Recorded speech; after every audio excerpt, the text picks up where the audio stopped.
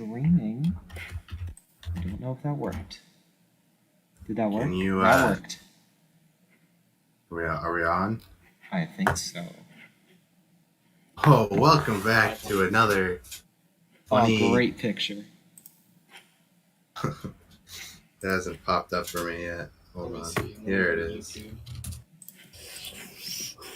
Oh, yeah, that's really good. This is the backstage.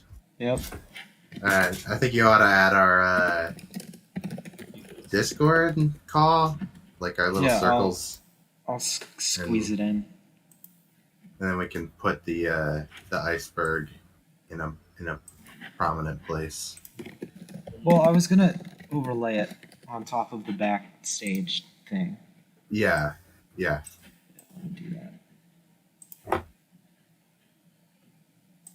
Separate all of our faces and put them on separate characters. I'm gonna ignore that. Okay. Oh my god, no. Put each of our profile pictures on the Pool It Men. You know what? I might just do that. This is a disaster. I don't know if you can see me moving the pictures around. Yeah, I can see. That's not great. The delay doesn't seem that bad. That's good. That is good. What the fuck? Language? I was looking at... I had Spotify opened, and you know how you see, like, friend activity? Yeah. On the side here. Look what I see. One second. Uh-oh. I haven't talked to them in, like, 5 days. I don't know Oh, wow. OMG, That's accurate. You gotta put that on the stream now. No, gotta put that image Don't do that. Listen, my lungs. Knowledge. I hate my that lungs. Song. It was on the radio. Yeah. Alright, so... That NFT guy's radio. Yeah. What did you get on the Duncan quiz, by the way? Oh, I don't remember, but I, like, detailed what I, like, got. You only got yourself. No. I got Oliver. I got, let me find it. I said it somewhere. Where the fuck? I think that's... Where did you send it? Yeah, some of 3 songs of Spirits on Oliver's. Okay, so there are a few. Oh, yeah. Okay. I can look at the stats. Let me look at the stats. If I unmute this, will Oh, shit, I was lying. So... That NFT guy. Oh, I don't remember. You think I'm joking. Christ. I'm staying muted. Why are you muted? I forgot where No, I didn't mean it like that. You're muting yourself? Can you mute your mic? Me? Not you. Oh, okay. You can unmute now, I'm sorry. I got a little mad. Fuck you. It's okay. Sorry. Sorry. Should we begin now? I think we should. We're doing the iceberg, man. We have 2 icebergs to go through. We're reading it? But let's do the... Wait, you put up the wrong one. You put up the Beta 95 one. Oh, my... Yeah, we're making an iceberg video on it because it's easier to do that. Yeah. Sorry, don't. We're doing this one. So that one doesn't count. That's the Beta 95 one. We're gonna start here with the Betaverse iceberg, dated to June of 2020. So 2 years ago, earlier this month. And just take a look at it, my friend. No. It's a little goofy. Yeah, it's goofy. No. But yeah, it's a very, very early in the iceberg trend. Oh, by the way, this it was actually... made by... No. Yeah, this was actually the first iceberg ever made. Pretty much, yeah. Sakura was a real early adopter of the iceberg format. I was. No. Sorry. I remember you being really into it. You were too, Eli. No, not. You were the iceberg person. Sakura was into it before in mid 2020. before like right after the Mario 64. Sapper was the very first person I ever saw mention the Mario 64 iceberg. Really? Oh, I remember that. Yeah, and I didn't understand and- iceberg until Wow. late last I guess year. I'm just a trendsetter. Fuck you. pretty much, yeah. Hey, language. Sorry. So this was close to probably the first iceberg that I saw of something that, besides the first like original Mario 64 iceberg. The first iceberg I saw was for Sonic's outfits across the years. What? Huh? Huh? Can you shut the fuck up when I'm talking? Can you watch your language? Sonic outfit iceberg. Yeah. Like, you know how he has boots? There's the flesh boots where it's just flesh, and it's out of that Eggman guy's flesh. And that was really low on the iceberg, and something really high on the iceberg. What? Something really high on the iceberg was his ex-wife's feet. Like, he just sawed them off and hollowed them out and put them over his sweet, supple blue toes. Okay, so All right. Zach, you should put our faces, our Discord up there. I Yeah. don't know how to. Here, I'll turn on my camera. Just do a screen capture, man. And Yeah, then crop man. it. That's true. So let's Yeah. get this out of here. There's probably some way to do a Discord overlay, but I'm not going to ask you to do that because I don't know how. I gotta You figure out probably how click a it button is. of some sort, and then you do. You don't know what you're talking about. I know exactly what I'm talking about. You're being really mean. Oh, sorry. Some of these are really funny. That's maybe the rock button. Is this streaming? Yes, it is. Yes, sir. Yes, sir. All right. Now I gotta work this out somehow. So, Oh. okay. No, keep that. This, no. This needs to go down. A lot. Actually, that's too small. Hey, I don't stop know how making to- fun of me.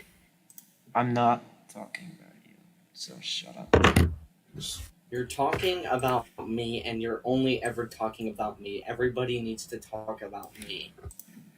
Yeah. That's my personal opinion. Oh, why is it so behind? Just does that, man. Just, Dream. Oh, there we go. Okay, this is The iceberg. fair enough. I You're guess, just gonna have yeah. to not look at the left of my screen. Okay. Okay. All right. well, Well, that's pretty good. Insane. So, Yeah. We got to get started, right? yes. I guess we'll start. So these are insane, by the way. But Some of these are wacky. I guess doing- we'll. In the Discord, are we doing the first one or the second one first? In case you don't know, The second one that we Okay. sent with what the Betaverse is. squat one. The Betaverse is a collaborative. The multiverse.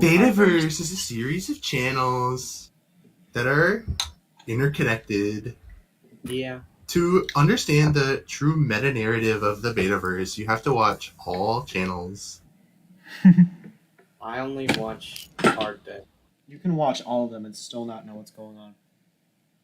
Yeah, in order to understand the true meta narrative, you have to be in the Discord server You can and consume talk to every- talk to.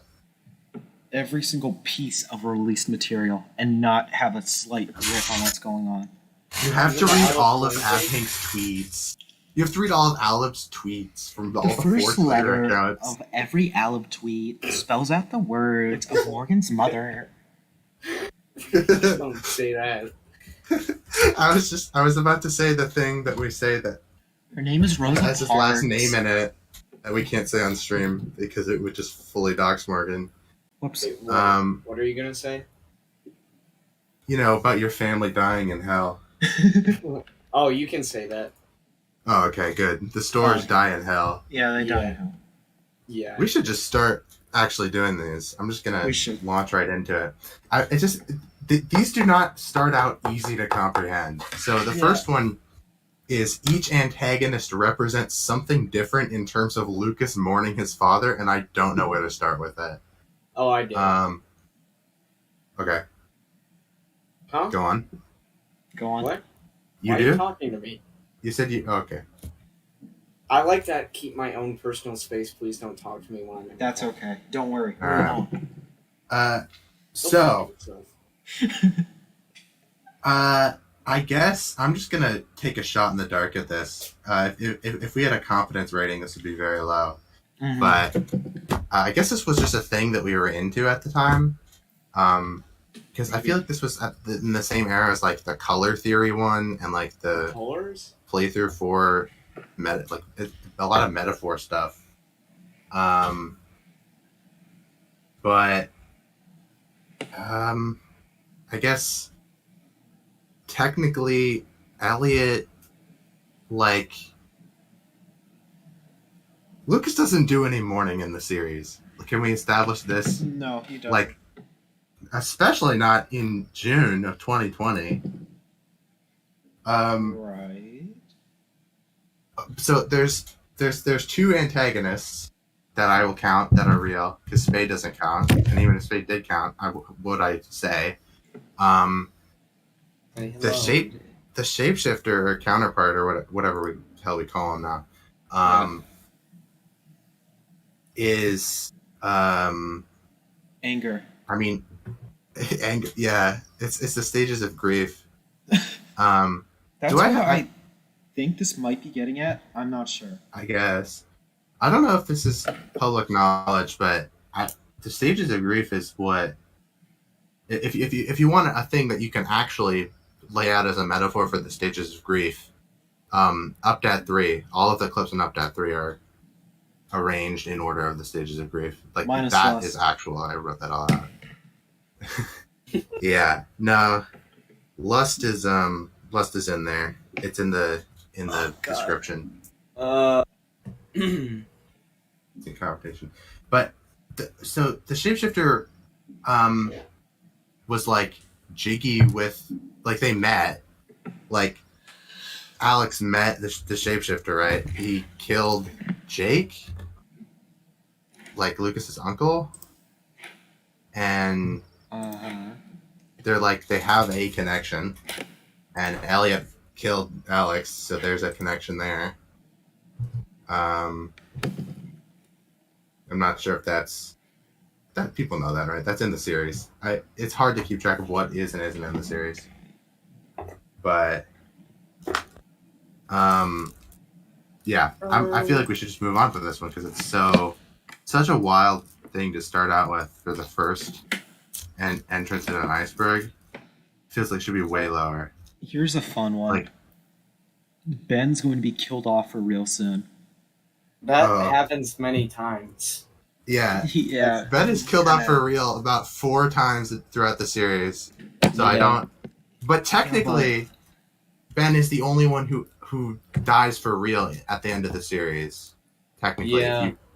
because he dies in the second to last episode. It's not reversed, and everybody else who died is reversed for no reason. I don't. It's because I'm awesome.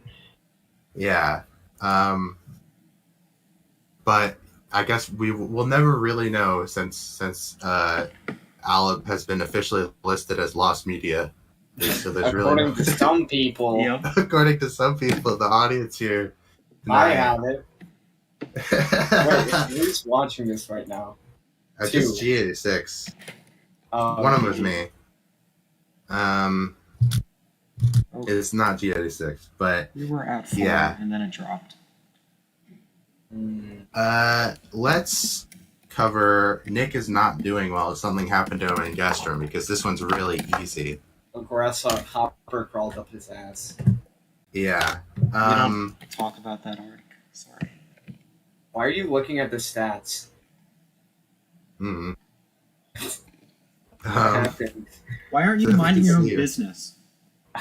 28 concurrent viewers. But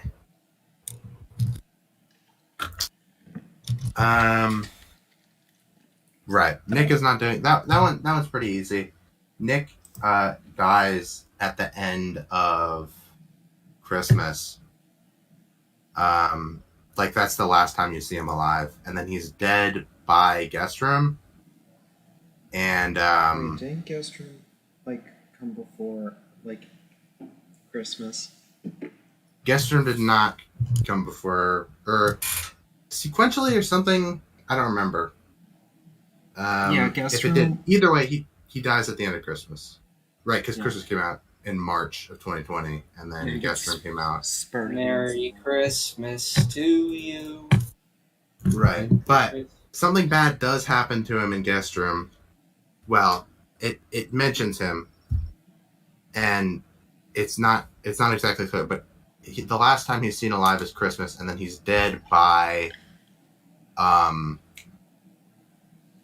he's dead by Update 3. Because that's when Alan finds out in the phone call scene. Yeah. And that's where the series sort of tapers off. What about season 2, yes. The Office?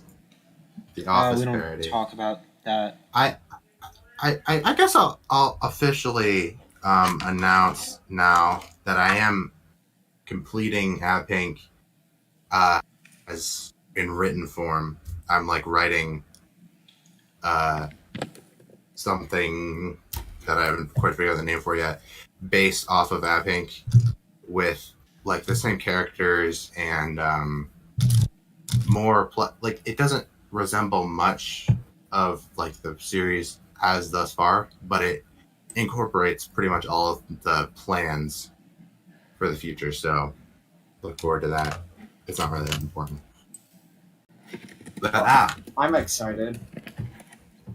here we have another interesting one. The Inconvenience was staged by shapeshifters. Now, I'll Isn't this field this canon? one. I'll This field is this canon. one. I'll field this one. So we're basically, just gonna field this one. basically,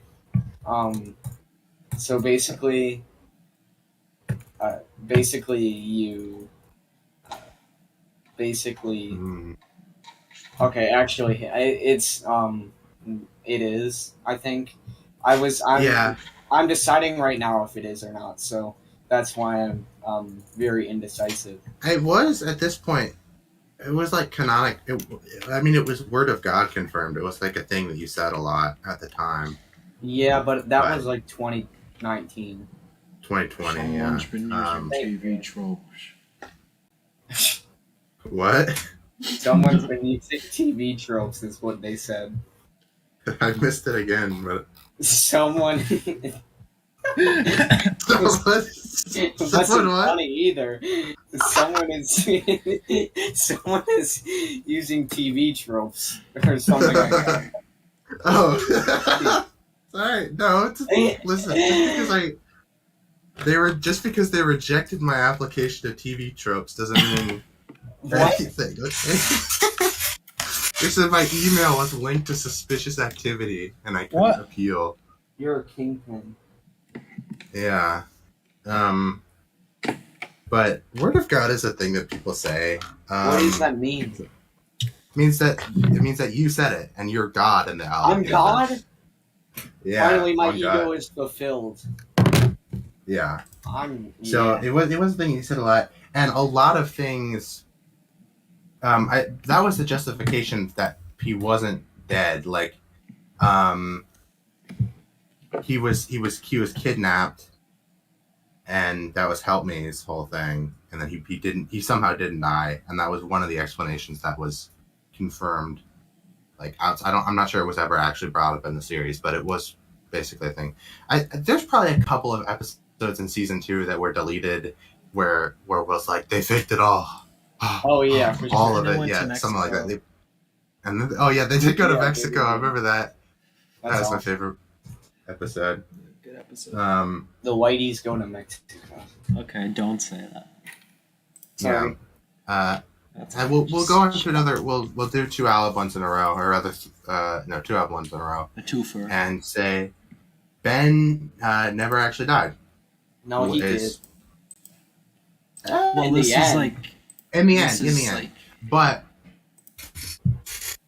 I remember. No, I remember the context for this. I feel like the day before Sakura made this iceberg, we had a conversation where we had to convince Sakura that Ben didn't die. Like Sakura, the whole time was like Ben died and then was resurrected by dark magic or something, and we had a whole like conversation where we had to tell it's Sakura Alab. that it was fake. I mean, yeah. So, sometimes he comes back and it's not explained, and in those situations, I could be like, yeah, maybe some dark magic is involved because the characters just come back.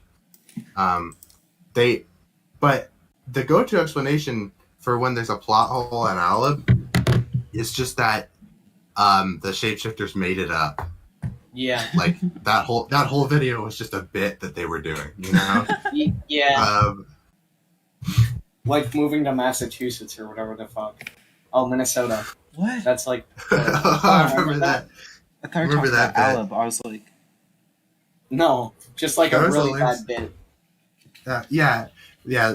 Morgan had a bit for a while. This was Um, Will's idea. Don't get this For, messed up. for a week, they said they were going to move to Minnesota, and we just spent a lot of time hashing out the practical details of this, and it was just a bit, and there was really no explanation for that. wait, meerkats eat scorpions? It was kind of funny in like how. Wait, Stupid what? it was. Now, keep Yeah, going. exactly. I just So we'll finally get back to some meat, Yeah. some I Peyton want 95. more meat. Day 95 stuff. Sam's preparing the society community for something. Now, depending on when this was Not written, really. it could be really funny. Because I remember Sakura straight up gave up on society. And yeah. But I'm not sure if this is publicly said, so I'll say here, there was going to be a game, a video game, a society video game. Labyrinth of Um, Phobias. What? Yeah. Labyrinth. Well, apparently Morgan didn't even know about this. But yes, there's the Labyrinth of Phobias, as mentioned in playthrough 9, was going to be a game that was released that you could play through for a society task. I don't know very much about like. Yeah, what that there would were actually going to entail. be new characters, more Mhm. Elliot insight, Venatus insight. I didn't have it very fleshed out. It was kind of weird. It was like a Pac-Man kind of thing. And The Betaverse? I Weird? think the idea was that employees were like being turned into maps, like level maps, and it was really stupid That's because they had like What? smiley faces on all the maps, and it was really dumb. So I'm kind of glad that didn't Yeah. really come to fruition. That's so I mean, fucking awesome. I do kind of like the. I always like to learn about Elliot and Venatus. Like that is my favorite part of the series, but which is why it's getting into my book that I'm writing about Abhink. Well, Buy it soon. But yes, I would put maybe if I made another iceberg, the scrapped I might have radio drama a thing. couple assets from Labyrinth of Phobias lying Oh, that's around. nice. I Put would them have to on look screen at if you can. But yeah, so originally, by G86. The rest of this stream is just for us. Oh, man. Yeah, that's the fate of your only fan living in Italy. Yeah. But basically, Labyrinth of Phobias ended up. I think we made this change to the script. Is what kills the shapeshifter in one of the Yes. episodes that I can't remember. Yeah. Redemption. That was originally Bad Room. I made that script edit at the last second while I was recording to add some cohesion. Yeah, because originally Bad Room and Labyrinth of Phobias were two separate, very similar projects that like there were just other things that Elliot made that were in the same sort of vein. And those just ended up getting combined. Yeah. That's not particularly interesting. So that's it. The game is not canon. It's not canon. I don't know why I was going to repeat what you said. Like I knew what you were going to say before. Sure, if playthrough 7 bedroom scene is retconned, I'm not sure. Like, I guess, I'm really not sure. It's I don't think it matter much. It's something. I mean, it's there. You could just chalk it up to something weird that happens. I mean, there are shapeshifters inside of the Crusader because Jenkins, keyboard smash skeleton guy from playthrough 6 is in there. Who is a shapeshifter, by the way? I don't know if we ever confirmed this. Yeah, he is. But that maybe should be on here. But that should have been on my iceberg. There's a lot of things I'm thinking of right now. But these next few ones are all Beta 95 related, so while you're looking for those assets, we might as well blast through them. Zeitlosis serves some metaphorical purpose is one that is so vague that I cannot even begin to answer it, so you'll have to deal with it. Vaguely true. Kinda. I don't have a clear idea of it, but I feel like he kinda does. I'm just really not sure what. Mm-hmm. I think that's maybe the dumbest explanation you could have wished for from me. But yeah, I mean, wanted him to be metaphorical, but I never worked out exactly for what.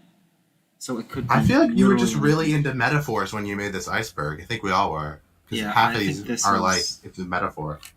This concept is fleshed out more in another project that is being worked on. So the Looking Glass. Look out for it. Yeah. Eventually. One day. It's like, Don't Forget the Day, too. Yes, exactly. But yeah. So Xylosis was really cool in Oblivious, and then sort of didn't really show up again. So they had to kill Elliot that one time. Yeah. Nothing really was very logical in Beta 95. But I'm sure we'll get more about it later. Yes, you will. Next up, Morgan, are you talking? Because I cannot hear you. Your thing is just flat. Okay, I don't know what to say. No, that makes sense. Your thing was just flashing a lot. Oh, it's typing probably. Oh, Lucas okay. is That's hiding something big from the audience. Yeah. This is pre-Oblivious, so yes. It was just a thing that you wrote. His horse in his house. There's really no evidence for that, I don't think, but it was planned when you wrote that. Mm-hmm. But yeah, there's some foreshadowing to that. Like I believe in Power of Two, they mentioned like, "Stop hiding secrets from us, little boy." Yeah. They actually do a similar thing with Will, or maybe I'm thinking, but yeah, a couple of times Will they did the same thing. Where like, Will, you're hiding all this stuff. I don't Will, you're high. Will, you're high. Yeah, I love that part of it. Me too. I was actually gonna do that. I think. I was gonna make Will high. Either Will or Ben. I was gonna make one of them like drop acid or something. I love how the plot points, man. Dude, why didn't we get that instead of season 3? No. This did happen. They put I forgot what video. One of the first season 3 videos. Ben got drugged. They put ecstasy inside of his water when he walked away to go to the bathroom. I'm not joking. What video is this? Let me find it. Yeah. You guys keep talking. I will find the video. All right. Oh, how do we go on from that? I don't know. Same way we went on from the Office Party thing, and we're not. Sam is still connected with Spade. No. Yeah. No, not really. I don't know what's up with that. Sam was a crappy character. Sam was alright. I like that he died. That was fun. Yeah, that's good. His death was narratively compelling. Yeah, he was kind of a Marco clone. In Yeah, all he was other just kind of respects. a lame M. He was like a lamer M because he's like M except he wasn't played by me, which makes him automatically worse. Yeah, exactly. But yeah, he just sort of existed to be like, I don't know, the second legal guardian of Lucas because he doesn't have any parents and then die.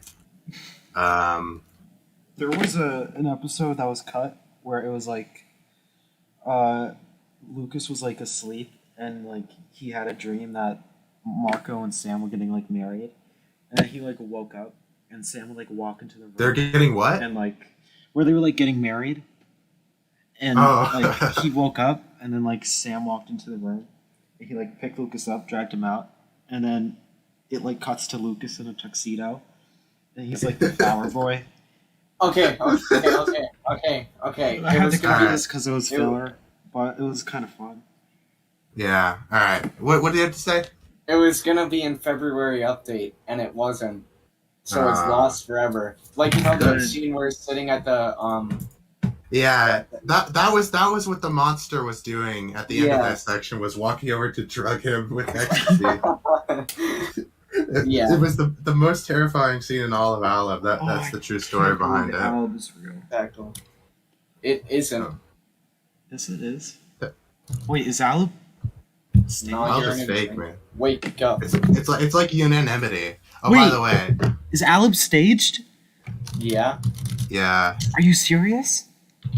Oh, It's not. God. It's not real people. Yeah. No, it's not. It's based on a true story actually.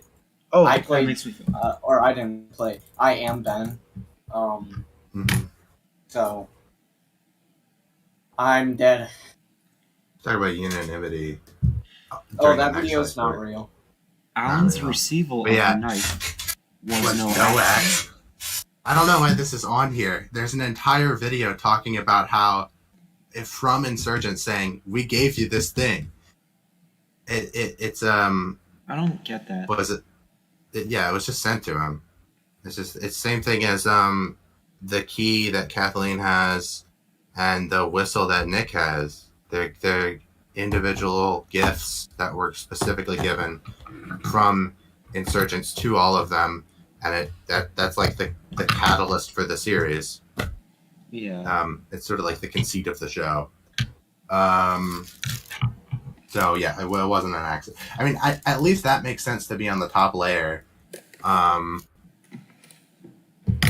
But all right, Well, that's the end of layer 1. down to the that was Ice Cap City. Now it's the Glacier Blues or whatever the hell. Pale Blues. Yeah, I don't know. I had names for them all in my Iceberg video. But so Elliot's going to off Venatus now that they helped Lucas. There's no evidence for that. That was just a thing that you were planning on doing, and then you did it. Like you just. Yeah, that was the thing. There's a reason why we're doing this Iceberg 2 years from when it was made and not when it was made, because some of these have no canon justification. Should have made an updated one. Because there's a lot of stuff that could go on here now that isn't on here. I mean, I made the Beta 95 one in like 2021, I think, but there's no stuff for other series. Although there isn't that much more to say. Like if anything, if we made this now, we'd have to remove all the Alab ones because there's less canon information about Alab now. Like you can make less theory. Yeah.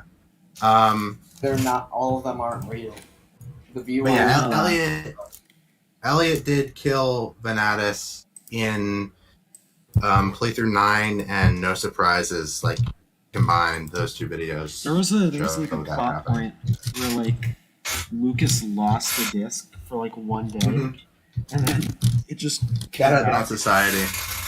And that was really dumb. It was really weird. I actually did not like it at all. It was so lame, seeing as the disc is like the entire point of the show. It's like Elliot can't have the disc for reasons, and you have to play the game. And then he took the disc and then gave it back, and then it's not ever said how that happened. So That's just I don't know. me being a bad preteen Hey. writer. Hey, Not really preteen. don't put yourself Uh, down. Just me not being a good writer in 2020. Yeah, You were a teenager in 2020. You You turned were. 15 I mean, in 2020. it would have been interesting if you had done that maybe like post infiltration or around then, because then you could have had like a good excuse to have Elliot get the game. You know, Yes. No. you could have taken it in infiltration, and then it would have made more stakes, maybe. Yeah, I agree. But you have to have some. Yeah. Morgan, why don't you leave the call? Yeah, get out of here. Yeah, I thought that was gonna happen. They may or may not come back. Probably not. Hear me. But yeah, basically, or you could have him take the disc before infiltration, and then you have like Mark's right.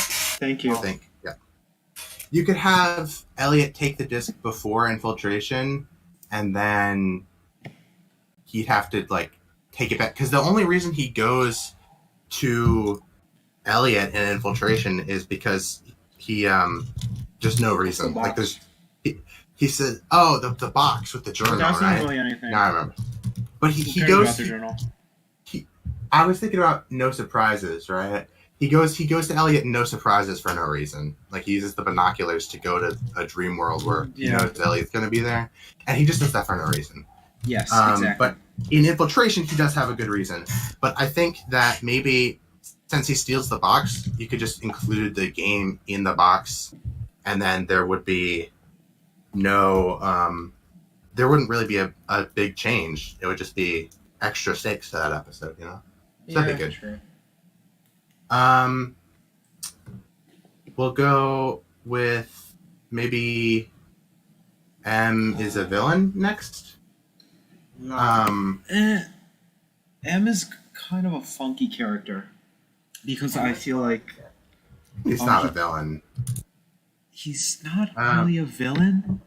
He works with Lucas, but he has his own intentions. Like I think the whole reason he gets Lucas involved is so that Lucas can eventually save Marco himself and Alex. Yeah, I mean, And he I guess doesn't make him Noah a too. villain. He wants No, to he's not a save villain. He's just people, kind of and there isn't really a better person than Lucas. I mean, Lucas is not. It's not good that it's like it's child endangerment for sure, but it's not like who else. You know, it's his son. yeah. I mean, He's not really not his son, but villain. Alex's son. He might as well be his son. He's not a villain. He's He's not the most responsible person. He's not like a saint, but he doesn't really do kinda anything. Gets Lucas all funky with the game and stuff. And Yeah, I mean, like he could have avoided that altogether, but he would have just like technically, stayed forever. technically, in our Thetaverse concepts, which were concepts that we made for alternate universes where the conceit of the show didn't happen, technically Lucas dies. So Yes. if you look at it from the perspective, Am didn't know that, but if you look at it from an objective perspective, getting the game was safe. Getting the game and Am's protection is safer for Lucas than neither. But yeah, he's not. He's in no way a villain, like because he doesn't oppose Lucas. He helps Lucas, and he is not really evil. But Like maybe you could frame him as a bit manipulative, but maybe that's as far as antagonism goes. yeah, let's do an Olive one next. Let's do Luke. Yeah. Luke is a shapeshifter. Because I remember this theory. This is I kind of don't fun. remember it. I do. So there was a theory that that Luke had like a. Oh, my headphones unplugged. That's why Jesus. Oh, don't worry, we're just laughing at you. But Okay, I'm back. there was this whole thing with Luke. I don't remember what the exact theory of Luke being a shapeshifter was, because that's a little bit older.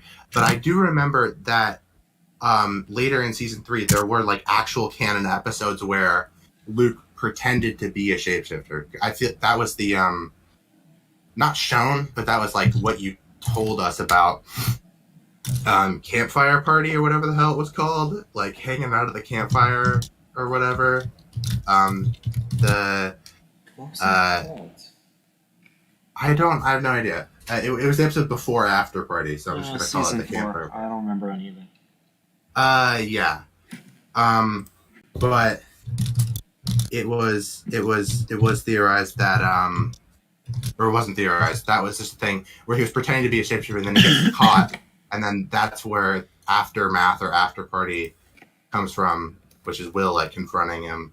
But I do remember a couple of things. By the way, Luke's shapeshifter was called Cold. He's the only one that had a name. That's just interesting, I guess. I think Will's was named like Nelson. I think Will's was the only one who wasn't given a name. Ben's was named this name was taken, but it was Nebsway originally in Help Me, but that was retconned into just calling him Benji, like he was Benji and Ben was Ben. And then, but Will's never had a name. Was always just called like unnamed or unknown. We should or call him Sinatra. That's funny. We should. Yeah. Yeah. But I yeah. have to go now. But Get the hell out of here, Yeah, get out. rat. I'll kill both of you in your Watch sleep. your language. Just some advice. But yeah, thank God. there was also that episode where God, I don't remember what it was called, but remember the episode where Luke and or maybe they just called him Logan in that episode for some reason, but where Luke and Will were talking and Luke says that he's been in a coma since 5th grade. Oh yeah. That was like. I know which one you're. I'm not sure what that has to do with the series, but it's really funny. It is funny.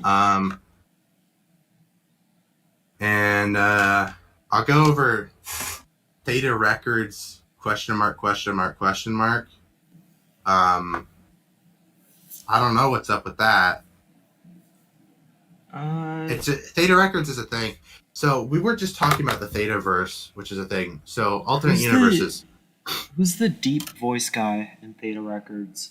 That's What's his name? the Theta version of Benji, the shapeshifter for Ben. Yeah, but what's his name? Like, I feel like he had a name. I don't think he had a name. Really? Because he was always the host. I feel like he had a name. Maybe I'm thinking of... I think like he was explicitly even called... No, because... He was the host, and he had guests on... He had like Johnny on in that Christmas episode.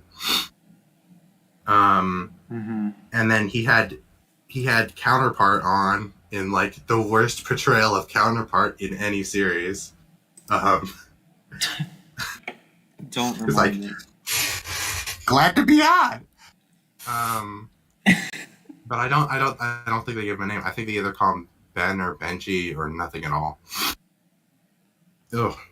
My nose is clogged. I'm getting allergies. That's not good for I like middle Theta of Records. It was stupid but fun.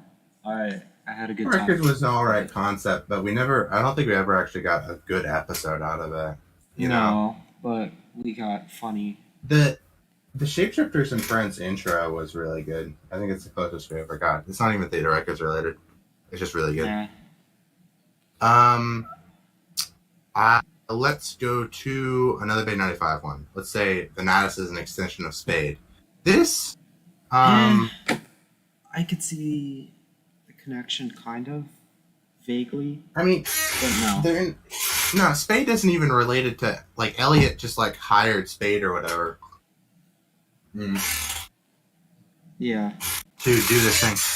Although, interestingly, in my Venatus podcast radio drama thing that I wrote, Venatus did get taken over by Spade, not in any like insane, just that like Spade started cashing the checks for Venatus. That's not a real thing that happened in the series, but it is a thing that I wrote. But other than that, there's no evidence for this, and I don't know why you wrote it. Wait, did I make this? Yeah, this is you made That this. explains it. That's why it's so incoherent. Yes. Yeah, none of us were even knew about icebergs at the time that you made this because it's really old. I But have no memory of anything. I will say, let's go to why is M helping Alan? Because I don't remember. Because I don't remember either.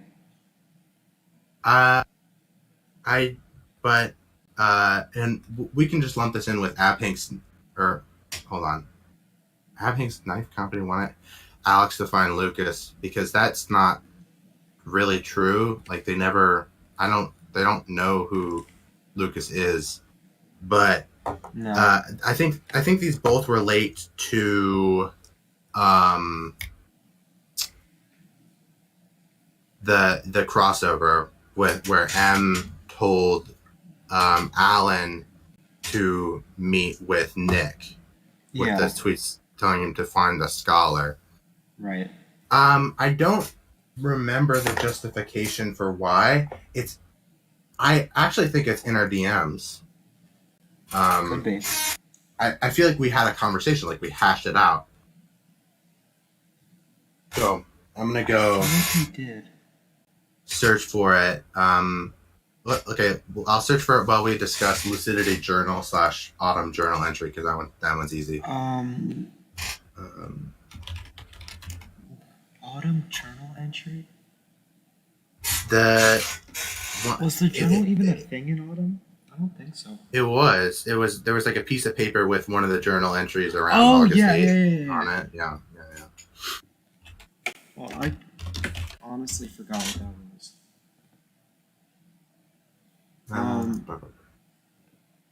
What was the journal entry in autumn? I have to open up Beta 95. But yeah, I kind of remember it. It was like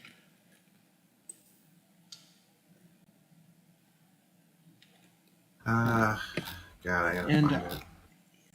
was there a journal entry in Lucidity? I blocked out that video. There was not, but he reaches. So there was a tweet about a dream sequence where he's in a alleyway of a city and he reaches out for a journal, and then you recreate that scene in Lucidity, and it's the journal. It's like Elliot's journal. It's like foreshadowing.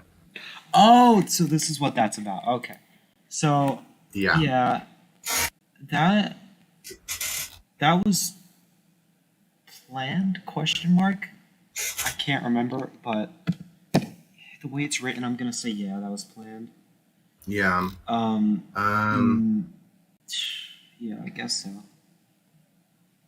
God, I cannot find it. I have ones for the original tweets, but I can't find the other stuff. So, but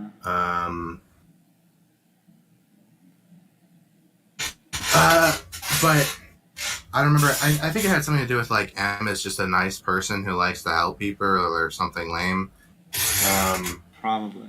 But it did end up the original plan for something or other. Season 3 of Bay 95 was that Alan was going to help.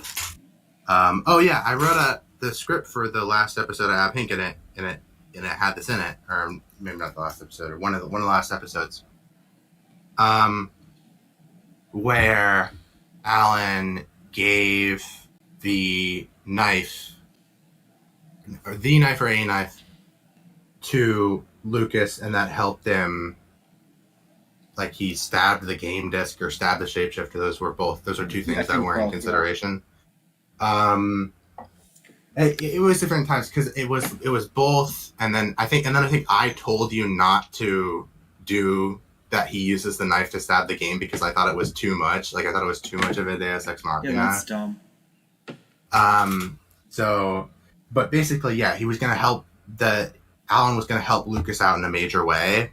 And then it was implied that was like straight up like a deal that M made with Insurgents, with the knife company, as said. So it is kind of true. Yeah. So. M helped Alan in exchange for Alan helping Lucas later on in the series. That's the answer to that question. Yes. Um. Spade / Abhink Knife Company. Yeah, that's what I was looking at too. That is true in that we had a lot of conversations about it. I don't think they never mentioned each other. But yeah, never was outright stated. Basically, they're competitors. They were straight up.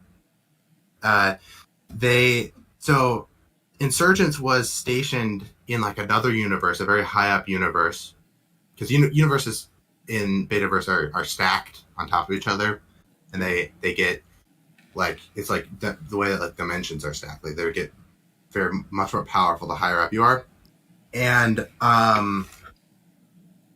they're stationed in the second highest universe, which I called the Omegaverse, which I cannot use. But Spade was also going to be stationed there, and they were going to be competitors, and basically there's a lot of stuff. Keyston, who is a character that was mentioned at the end of Wonderland as the person who invented time travel, was and is in the novelization a major character of Abhink Season 2 and someone who worked for Insurgents after working for Spade. Mm-hmm. They're linked. They oppose each other, but they do similar things in that they mess with in Space Kids like time travel, but also like alternate universes, and they're both like business companies that do deals and stuff. So they're linked in that sense. They're not really the same. They're not like the same company or anything, but they are linked in that sense. Yes. Not anything that actually happened in canon, but things that we talked about. This was funny. The Idealist / Beta 95 share a fatherless protagonist. Yes. It's just a funny thing to say. I don't know why it's on the iceberg, and I don't know why it's this low, but in the first episode of both of those series, the protagonist does mention that they don't have a father, and technically, the Idealist has a very similar thing to where like his father was involved in stuff or whatever. Mm-hmm. That's the same thing. I don't know why it's this low. I think it's hilarious. KLXC's real name with a lot of question marks. I don't know why so many of these have. Yeah, Noah. That was obviously revealed, but it was known that his real name was one of those things that was known way earlier than it was revealed in, because KLXC is just a Caesar ciphered version of the word Noah. Like that's it. That's it. I'm sure if anyone was like really interested in that would happen. But before we discuss that next one, I'm going to refill my water. Yeah, that's a leftover from the Don't Forget That Day era, which I'm not going to talk about. Anyways, KLXE is Elliot's brother, which opens up a whole new can of worms because... Yeah, I'm actually really interested in that one because I don't even know how that would work. Really digging. Like, that would be a cool twist, and I feel like... It would add a lot more depth to that scene where he straight up kills them. It would. But there's really no evidence for that one way or the other. They're just sort of friends. They're all part of the same friend group. I didn't really write anything cool, so no. Yeah. Really. KLXC is friends with Elliot and Alex and Marco and Alroy and James and like 40 people. They're all part of the same like adult friend group. And I think they're all like Freemasons and they go up to the hunting lodge together. Like that's just what they do, you know? Yeah, they did do that. But Noah rather did seem to have a rather strong connection to Elliot because he was the first, I believe, the first one that Elliot killed, right? Yes. I don't know that he was. timeline. Yes. And he was like working with / for Elliot, apparently, because Elliot's just like, you failed me, you always fail me, so I'm just going off of that. That's still, I feel like that scene still holds up, by the way. That's still really good. Yeah, maybe most of it does. The visuals are good. Good dialogue. It's filmed a little awkward, but that's the whole series. So yeah, but yeah, it's pretty good. Probably the best scene in the series, maybe. Yeah, it's up there. I mean, if you look at, I uploaded like the scenes that I've uploaded with captions are the ones that I consider the best scenes, and the only ones that I've done that with is playthrough 15 and the Power of Two, Sam's death. Oh, that was so good. Those are the scenes that I would consider to be like the best like emotional scenes of the series. Yeah, quote unquote emotional. Oh, I would also probably add the Zytlosis scene from Oblivious. I didn't upload that one because it had pre-built captions. But I do, or just all when he's in the basement. Yeah. Mm-hmm. So those are the scenes that I would say are the best and hold up the best as just straight in a piece of the content. We're down another layer. We're almost to the bottom of this iceberg, which means we're almost halfway through. But playthrough 4's, okay, I remember this one. This is one we talked about before the thing. Playthrough 4's fire is metaphorical towards the aftermath of Alex's disappearance. I feel like this is a thing that either you made a whole thing about or I made a whole thing about back around the time that it might have been, but that idea was probably dropped really soon. I think it was. I do distinctly remember I wrote an entire piece about how every playthrough was analogous to a stage of grief or like something that happened in Alex or Lucas's life. That you like shot that down as soon as I wrote it, but you were like with it on that playthrough 4 specifically was analogous or metaphorical or reference to Alex's death.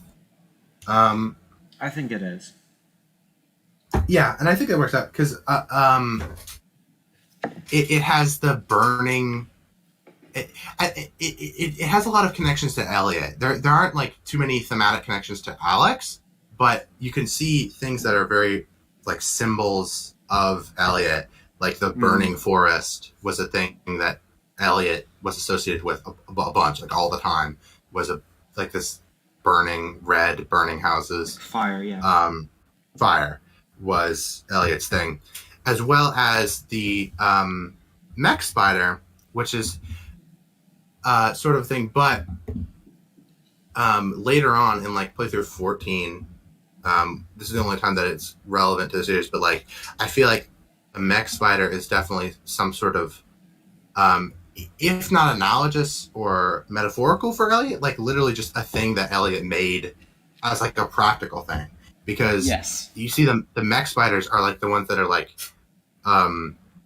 doing a bunch of stuff to the game world and like building things, and the mech spider is like the first thing that doesn't fit with the actual game, and that's like a thing that Elliot built on top of it, presumably to help with experiments or whatever. Yes, so, I think that's fair. I was thinking the mech spider could either represent Elliot or maybe the game itself in a way, and how and how I think like it could represent a few things. Like in playthrough 14, how the mech spider kind of has a bunch of weird offspring. I think I don't remember, but I know there's a lot of mechanical elements in specifically the meat grinder area. The meat, that's the official name. Meat grinder. It's the official name, And I feel like I wanted that to be kind of metaphorical as to how the game is building upon itself as it like it's like sat on by Lucas. really heavy-handed environmental message. But yeah. I mean, Playthrough 14 sucked, but I do think there's some interest to be had in sort of discussion of it. It was definitely the highest ratio of most effort put into a video for the worst video. Yes, out of all of it, because along with like Lucidity, redid most of the areas in the game. Yeah, Lucidity would be the one that I would mention just otherwise. Because of all the editing. Yeah, editing, and like I remember you were bragging about like, oh, I did the rotoscoping and like all the transitions and whatever, and it ended up being really bad. Actually, not rotoscoping. It was like, animating frame by frame for like a total of 6 frames. Yeah, but those two, I would say, with basically reworking and making like a bunch of new sprites. I think that's probably like the biggest playthrough in terms of work put in out of all of them. I mean, and it's the longest playthrough. And by far. Second longest video in the entire series. I think and Redemption and Wonderland are both longer. Mm-hmm. But yeah, right. It was the second longest last time I checked, which was before Redemption. Yeah. So, but it really just doesn't have any plot value. Like, the entire thing is in fast forward mode, and the playthrough's condensed video. So, yeah, you know how it is. Yeah. Band 95. I don't now, even. Here's the interesting right. one. We're still talking about that first one. But okay. Lucas dead in the end. Yeah. I was gonna avoid that just in case like you plan for him to die in Reflection. Reflection, spoiler, it's ambiguous. But there was an earlier script. In fact, every earlier script minus Reflections had him die at the end. And however, he would be. This is the first time I'm actually saying this because I redacted it from PDB. But the idea was that Zate Lucis was like a reincarnation of Lucas, and it was like a really Firebrand. Script. So just Firebrand. Listen, a really early script, and by early I mean every single script except for maybe the last 3. Like Lucas's house would be set on fire by Elliot because Elliot originally didn't die in Redemption, and then Lucas would go back in because Alex, like, he just broke the game desk and Alex would be in there, so he would like run in there to rescue Alex and he'd get Alex out, but he would stay in there and he would like die in the fire. Thank God. And the idea was that the last shot of the series was going to be like a black paw stepping over the camera, and then it cuts to black. And it was really bad. It was weird. I thought I was being cool, but it was just weird, and I didn't like it. So I'm just imagining how you would pull off that black paw scene. I was gonna get my dog to do it. I was gonna get Milo. No, but you weren't gonna drag around a raccoon skin or whatever. I had no idea how I'd actually practically do that. But yeah, I think the idea of Zate Lucis being a form of Lucas is still honestly a valid idea. I think this is explored more in, like I said, Looking Glass, which is a future project. But yeah, that was originally, Lucas would die in the end, but in Reflections, it's ambiguous. I guess he doesn't like straight up die in the video, but maybe he'll die a little bit afterwards. He'll die a little bit afterwards. Yeah. Oh, sorry. Okay, you were saying he dies like a few days afterwards, or like shortly afterwards. I thought you meant that after the video he dies just a little bit. That too. He dies, inside. Yeah. He did that by like playthrough 4. So he's technically not.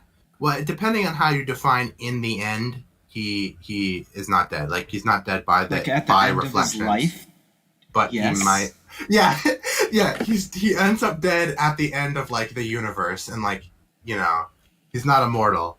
So technically, he does. Everybody ends up dead in the end. So yeah. Elliot knows Spade. Oh, Elliot if you have knows more to Spade. say. No, I was gonna Previous make interactions. A clip, but Elliot knows I don't Spade. know why this is this low. I feel like like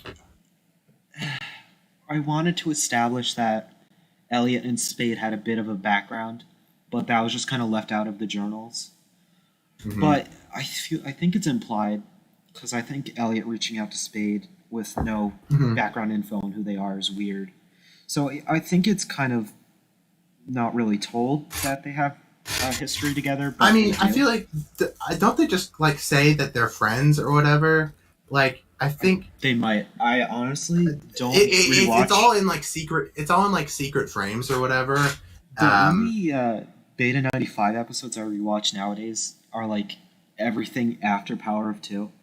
So I wouldn't really know. I'm only really. I mean, I remember can the go last check arc. Bait 95 right now because Like I just straight up different refuse to watch transmission. season 1 because it's just unbearably cringy. Yeah, but I'll go check transmission real quick. More Probably clues here. in other Venatus games. We talked about Labyrinthophobias earlier. Yeah, they kind of call him an reference that. acquaintance. Yeah. They call you an old acquaintance. So more clues in other Venatus games. That's just Labyrinthophobia, which we Yeah. talked about. What happened to Mikey? Mikey. Oh, did you want to add more? Yeah. I was just gonna say that I think this. I mean, this was made around the time of playthrough 9, right? So if playthrough 9 had already come out, then I think this is established by canon. So like, there's reason to think that Labyrinthophobias would have an impact later on in the series. Yes. But yeah, what happened to Mikey? Mikey, I believe, is the person that gets killed or is the guest on Merry Christmas, the Theta episode Theta Records episode section. Mm-hmm.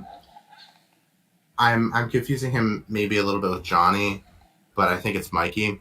Johnny was like I the think camera guy that was around for like 2 videos. yeah, who died in Bye Bye Johnny, where they had a doll, like a life size doll of a person with no head, Yeah. and it's really And funny. Will just kind of like fondled it for 4 minutes and uploaded it. Stabs it with a knife.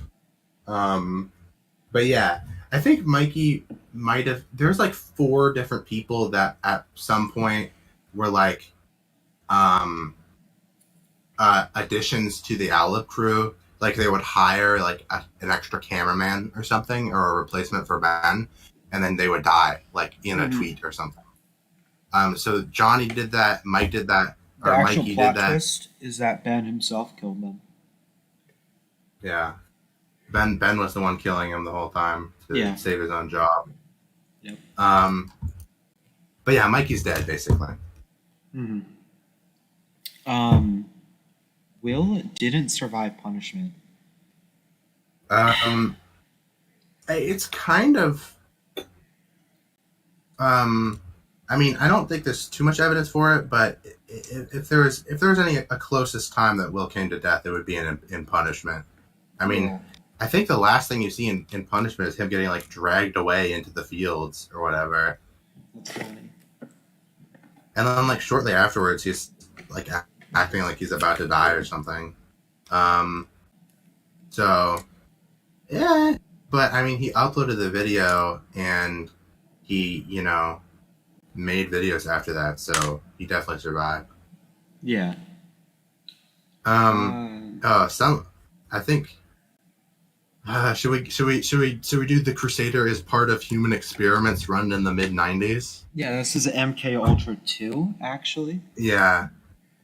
No, that's on the last layer. The Crusader involved in MK Ultra. That's on that's next layer. So whoops, let's not get into that. spoilers for Reflections. Yeah. So I think this is just a joke entry. I think this one's just a joke. I don't think. But technically, this I can't be mean, genuine. if you count putting people inside of games, that's a human experiment. Well, I think the thing and is, like on the timeline, the Crusader was just kind of a thing in the '90s, and then like in the early 2000s, Elliot returned to it and he made it goofy human machine. So technically, it's actually early 2000s. It was human experiments. Yeah, it was human experiments run in the early 2000s. So this is completely wrong. Yep. Yeah. Disregard this. We can do. I guess Alan kills someone with a knife if we're zigzagging it. It's not. I don't want to spoil confrontation because that's still gonna come out, but he uses the knife. Yeah. So I don't know. Like the tense of this is weird. Like Alan kills someone with a knife. That's like in present tense. So I don't know what's up with that. But yeah. It's pretty simple.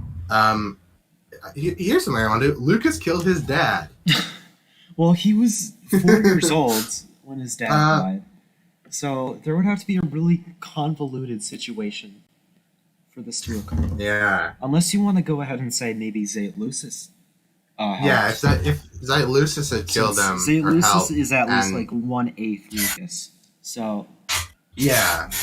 It's not. But I don't know what you were thinking when you wrote that. I think you might have just been making that up. Yeah, I think I made that up. Moving on from that, because I don't have much to add. Is Zayt Lucis good or bad? This is good or bad. Yeah, I think this was a thing that you wanted to explore for a while, but he definitely comes out. It's on its own like moral compass, I think. Yeah, he definitely comes out more good in the end. Like he does more good things, but he starts out scratching him up. So it's. I remember in Midnight Fox when like Lucas gets like fondled by Zayt Lucis. I think my idea for that was like, well, if I was my future self and I went back to my past to see my past self, I would probably like fucking slap myself. So that's the excuse for Lucas getting attacked. I wish I was making this up. I'm not making this up. That's hilarious. He gets attacked. And it's kind of embarrassing. But that's why he gets attacked. Because Zayt Lucis is just like, man, fuck you. I'm gonna like scratch you. And that's why he does that. Byron, but yeah. But I think after that he pretty much only does good things after that. Like he saves Lucas two times at least, and then he kills Elliot. So definitely good. Yeah, he's yeah. If we add up all, I think he does whatever does. I think he does whatever guides the timeline along, so that Lucas can be Lucas can save the game, like not save the game, the people inside the game. Yeah, so he's on good. If you want to say good or bad, but he's definitely working with Lucas because he wants Lucas to save the people in the game, right? Which means he's.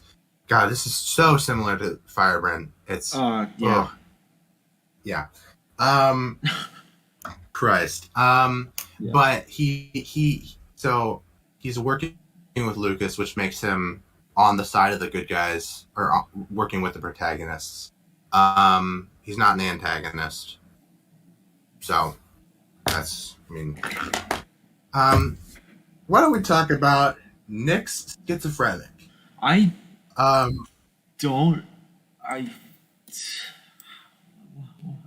There's no. It's like not. He has his. No. In the series, in the video series, he has like delusions, but nothing related to schizophrenia. In the series, Ben was planned a little bit. It didn't actually happen, but no, at no point was Nick planned to be schizophrenic, and he doesn't exhibit any symptoms of schizophrenia. No, he doesn't. Although, technically, my what made Nick go crazy, quote unquote. What? Someone join? The Mormon? Yeah, I'm on my phone, so it's probably shit quality. So We're talking about Ben's schizophrenia. yeah, there was a period in 2019 when I was really into the Joker, and Yeah. Yeah. and I looked up like the base No. definition of it, and then I just was like, yeah, Ben has that, and that was pretty much it. Yeah. I mean, I was just talking about what made Nick go like quote unquote crazy or whatever was I just want to read this message. Ben pointing the fake gun to his head and pretending he's dead is basically Joker. That's on Betaverse, Dev. I feel like you can watch that right now. Is the teaser where Ben literally does the Joker scene. So He puts a gun to his head and pretends to die. awful. But yeah, but what was it? Is that the thing that made Nick go quote unquote crazy is the influence of the shapeshifters. Like this was in the scrapped mini ARG, but basically the shapeshifters were like harassing Nick, and that made him go crazy. And actually, that's it. Here's a silly one. M drowned. Drowned. Was this confirmed I think in Road to Nowhere? I don't remember, but it was not. This is but yeah, he did drown. I mean, That he's explains always the water sort of imagery. related to yeah. Like you have to ignore You know, the fact that it's a To the Ark rip off, but that was the reason I gave for all the water stuff. Really? He Yeah. drowned? Yeah, he drowned. Like when he's like in the forest, and I feel like there was a journal entry that said like, oh, there's a big lake near like Elliot's house / lab / whatever.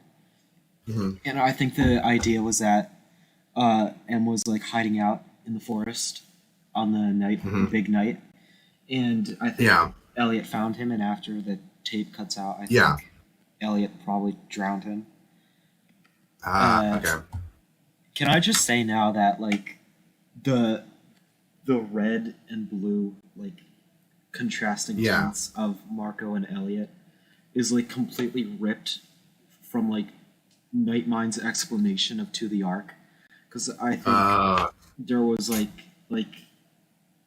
someone is like using red onto the Ark, someone's using the water stuff. Yeah, okay, but like, I'm gonna give you a pass because Yeah. that's literally just color theory. That's literally just saying one character is going to be associated with this color and one is going to be associated with that color. Yeah, That that's how I isn't, got the idea. Like of a that. thing. Yeah, you got the idea from a certain thing, but that's not a thing that I'm going to give you like shit for ripping someone off for that, you know. Anyways, But yeah, Lucas I remember is, I made a whole thing about color theory in Beta 95. It was mostly like blue and I red. remember that. But I did also have a whole thing about gray for like morally ambiguous characters with Bade and Zylosis, but it was kind of flimsy. But yeah, blue and red are definitely like actual consistent themes, as well as water and fire with Elliot and M. Yeah. I think that's maybe on the Beta 95 iceberg too. But yeah. Yeah, next one we're gonna do. I cannot wait to talk about Lucas's mom. Lucas's mom. See, this is really flimsy. The idea is that Lucas's mother is kind of absentee and she's away a lot, and he's just kind of home alone. And it's so flimsy. It's one of the biggest plot holes in the series. But yeah, she's just kind of not really present in his life. And I think there was, back when Beta 95 had 3 seasons, like 3 clear seasons, because maybe you could justify the last arc being its own season.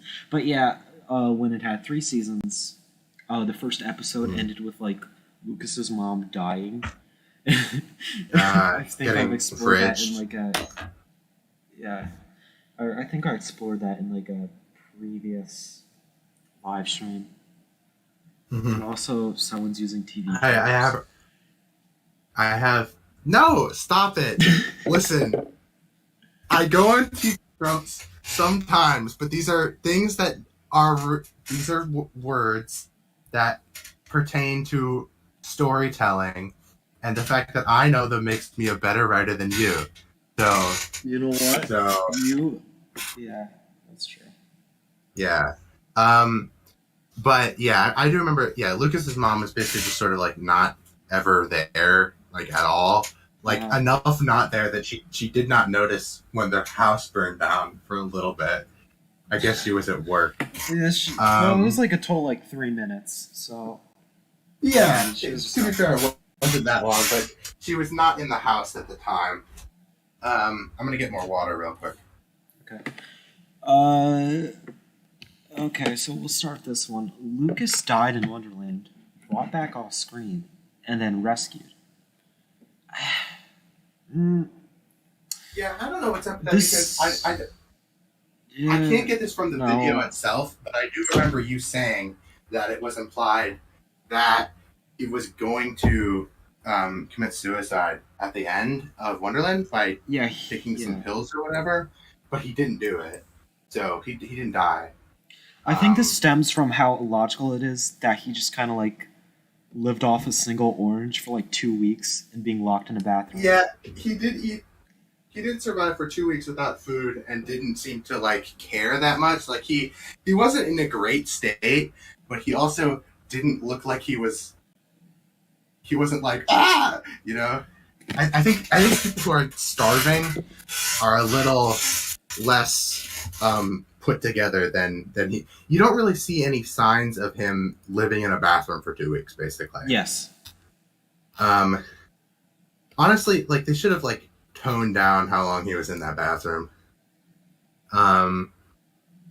But yeah, basically he was starving. He ate an orange, but I mean, technically, he probably ate like a full meal that day. And he 2 weeks. 2 weeks is like the starvation time. Like this commonly agreed upon. 2 weeks you start starving, but Lucas is a delicate flower, and I can't imagine him surviving 2 weeks with no food. Like, Yeah, he's very skinny. it's just not. Yeah.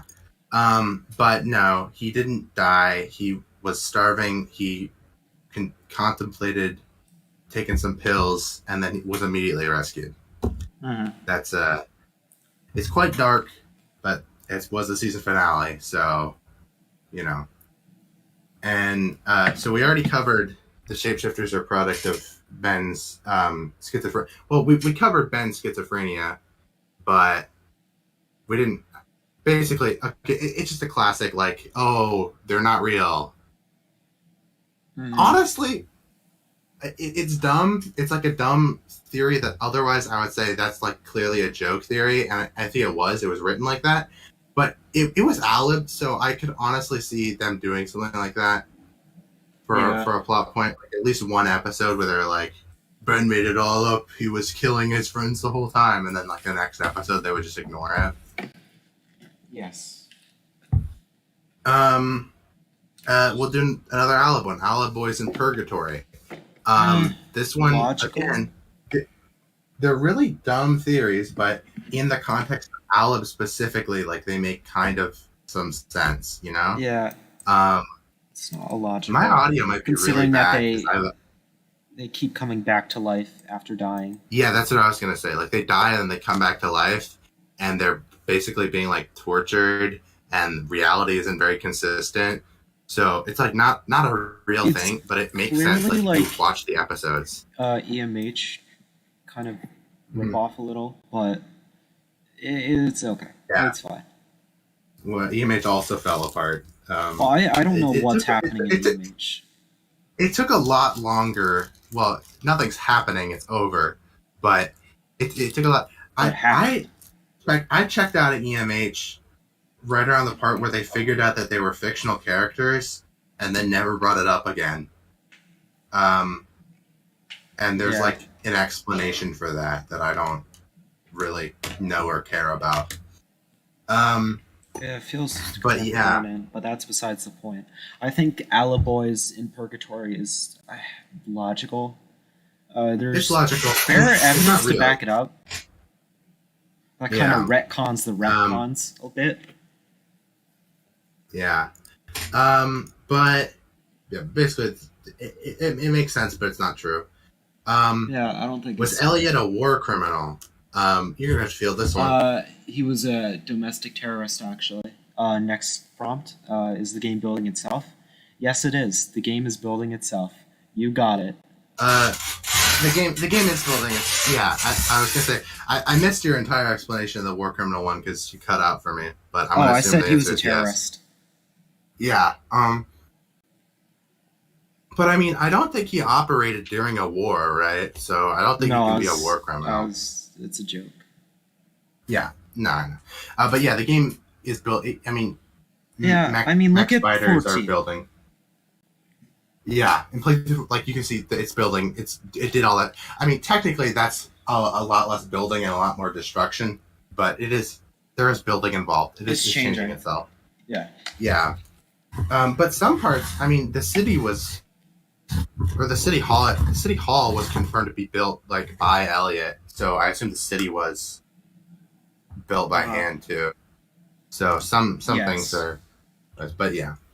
Let's say counterpart is Lucas's split personality. I'm gonna make you explain this one. If they didn't, if they weren't in the same scene talking to each other at several points during like the last arc in like Sanctuary and whatnot, I would like this theory, kinda, but no. Yeah, it doesn't make any wouldn't. sense. It wouldn't be.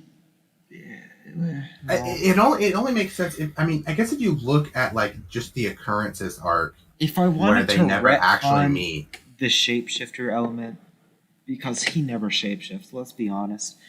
And they didn't. No, he talk on shapeshifts screen. in Power of Two. That's a main plot point of Power 2. Oh, I forgot. I didn't actually. I mean, he shapeshifts into Lucas, which you could retcon by saying like it's Lucas's whatever. But he also shapeshifts into Sam, kind of like he imitates Sam's voice. Oh yeah. He Presumably. does do that. But other than that, they don't. So you're right on that aspect. Yeah. It's not And an awful theory, but there's a lot of holes in it. yeah, if you only look at like occurrences and maybe counterpart, and like those are your only two videos that you watch that have to do with the shapeshifter. Just going off of makes counterpart, I think you can make a good point. Yeah, but in general, I don't like the theory, and it doesn't hold up to later episodes, you know. No. Especially when he starts like working with Elliot and M plus E equals me is a thing Lucas made M and E. that I guess those are sort of I don't know. Yeah. This is the bottom of the iceberg. This is one of those icebergs that just gets really bad near the bottom. Yeah, and I think there's like nothing. M plus E, unintentional, but Yeah. it's kind of funny. Like, Yeah. No. No. I don't know. I feel like I pulled some creepy thing. It was like, I feel like I probably sent like a message around that time, like, oh, it's crazy. If you add M plus E, it's me because Lucas. It's actually Lucas or the whole time, and it's a secret message or something. But no, That's an just, Alib type. Both of those are lame. The Crusader involved in MK Ultra It's is true. that's true. Like that's definitely canon. Like it's part of MK Ultra. Yeah, that's it- established in it- playthrough 17. Yeah, you got to remember how many playthroughs there were. Yep. But the Crusader is the Betaverse's equivalent to Polybius. That's actually it's actually kind of fair.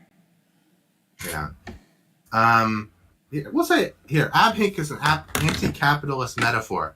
This is the most hypocritical statement on the iceberg, considering Seen Insurgents? everything.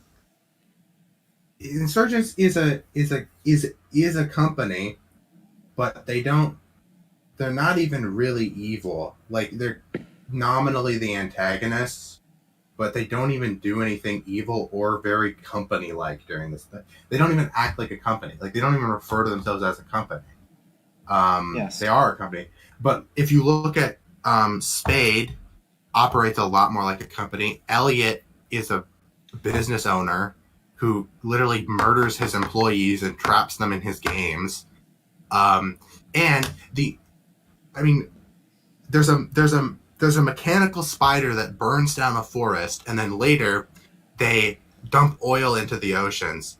If you want to say that there's a Betaverse series that has anti-capitalist metaphors, it is not Ab Inc. It's the Idealist. Yeah, it's the Idealist, obviously. Olive, actually, the shapeshifters represent labor. But yeah, Zytlosis is Alex. Is there anything to that, or Zytlosis is Alex? I don't. I hate guess that if theory. if he's supposed to be Lucas, then it's whatever. See, I'm really not. I actually could see it. Zytlosis is a complicated concept as to like what exactly he is, because I feel like he's several bits and pieces combined together. Yeah, It's like a weird. So it's Nazi It's Bigfoot. whatever. Yeah. Yeah. I don't hate that. I remember theory. I came up with that after all. I don't completely disagree with that theory. Mm-hmm. The first thing you heard, you don't completely disagree with that theory that you wrote. The first thing. I always forget I write The this. first thing, yeah. The second one is me, but this is all you. Yeah. But I said Nazi Bigfoot after the first thing you ever said about Zylosis was that I'm playing with a concept of a being greater than the human race, and I immediately was like, Yeah. Nazi Bigfoot. That was the original Zylosis. Here, Zylosis tries to kill Lucas in Midnight Fox. No. But also, why is it this low? Yeah. What? He attacks Lucas in Midnight Fox. Is it an attempt to kill? No. Well, because of the things that Sakura has said, it was not. No. But there's really nothing to say. Smack. M and E are the same person here. Let's tackle that one. Oh god. No. They aren't. I feel like half of these are just going off of the fact that their names were at one point both one letter long. Yes. You know? By the time that by letters, I'm trying to think of like the earliest possible point at which it's impossible for them to be the same person. I think still even by Venatus, like if you cut it off at Venatus, like maybe it's even like plausible. Like, I'm just thinking.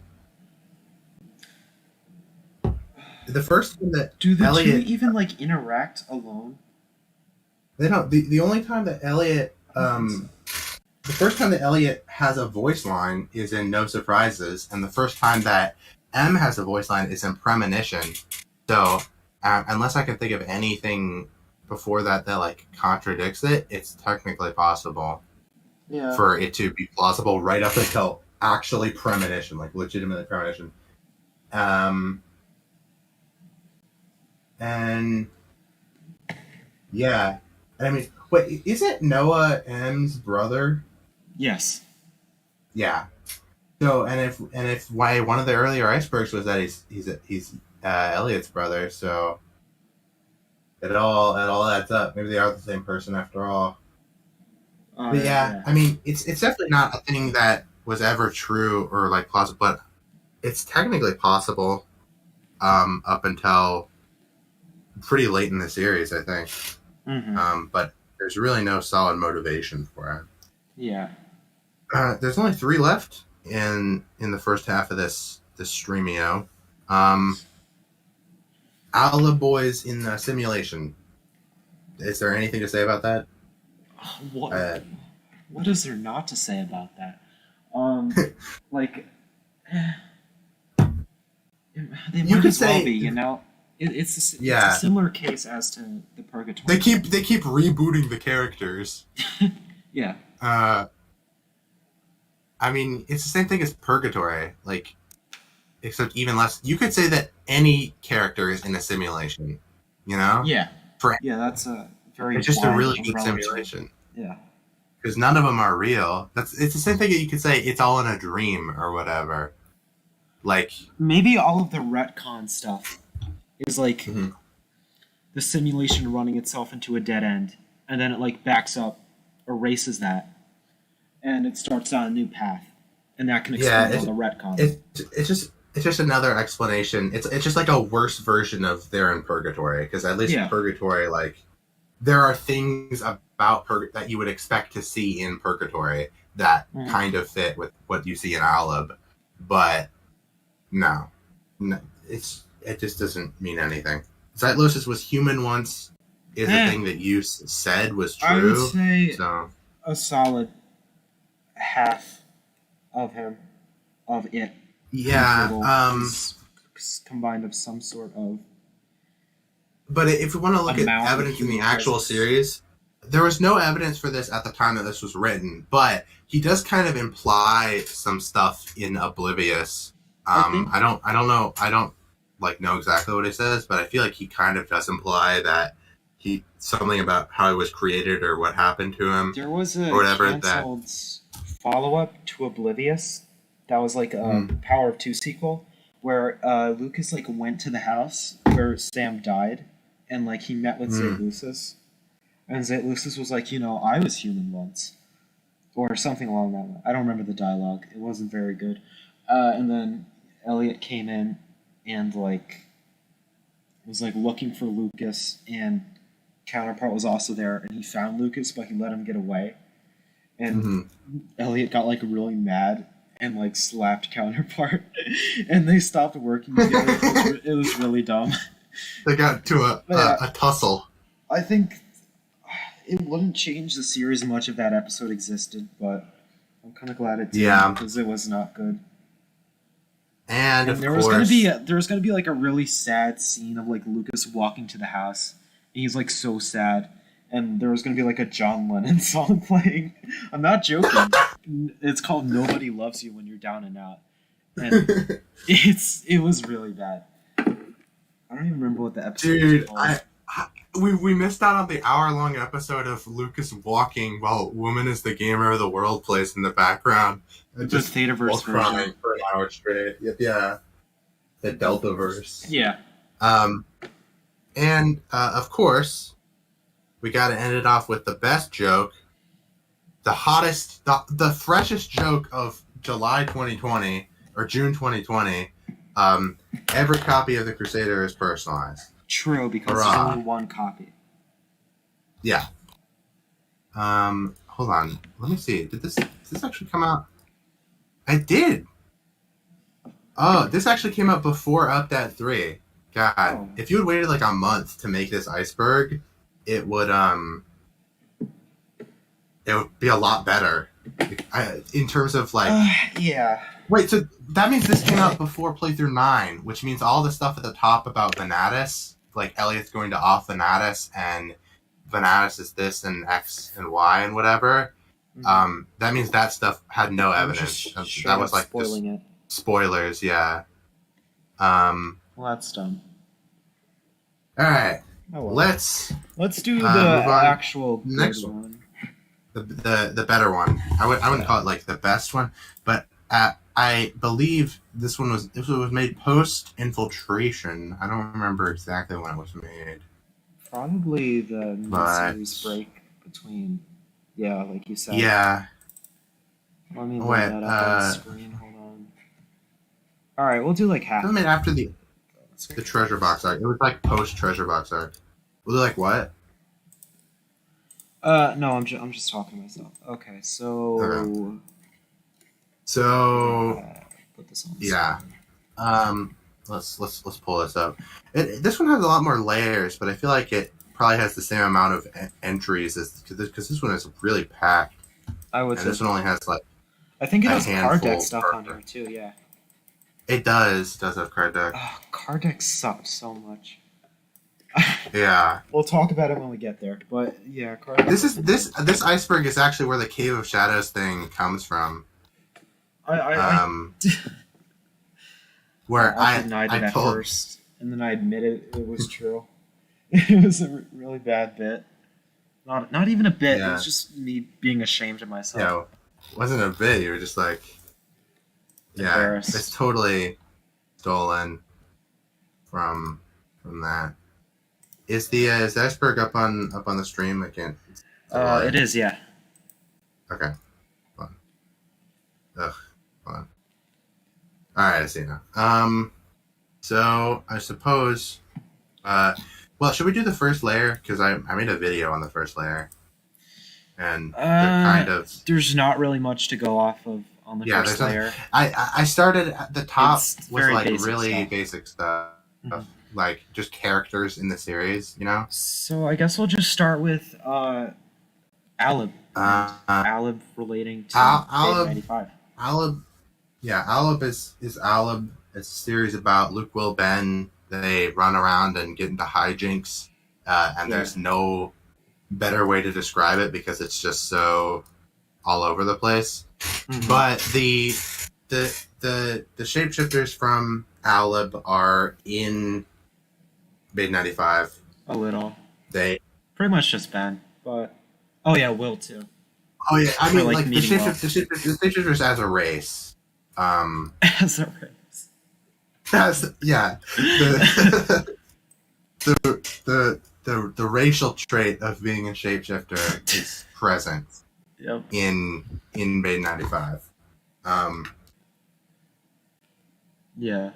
And yes, Uh, and there's Meeting Will is a crossover episode. He shows up in like Lucidity or another episode. Yeah, Ben, what's up, dog? He says, yeah, he's so funny that I laugh every time. But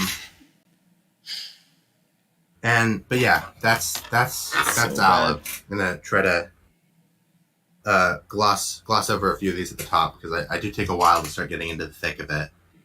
Venatus, you know what Venatus is. It's the game company. They're not inherently they've evil. It was a normal game company run by Alex. Mhm. And then Alex kind of had run by altered- Alex. Oh my god, I'm getting names mixed up. It was run by Elliot. But Elliot Okay, had I was like, alternative motives, and he Ulterior. kind of went back and kind of nixed all the Venatus employees.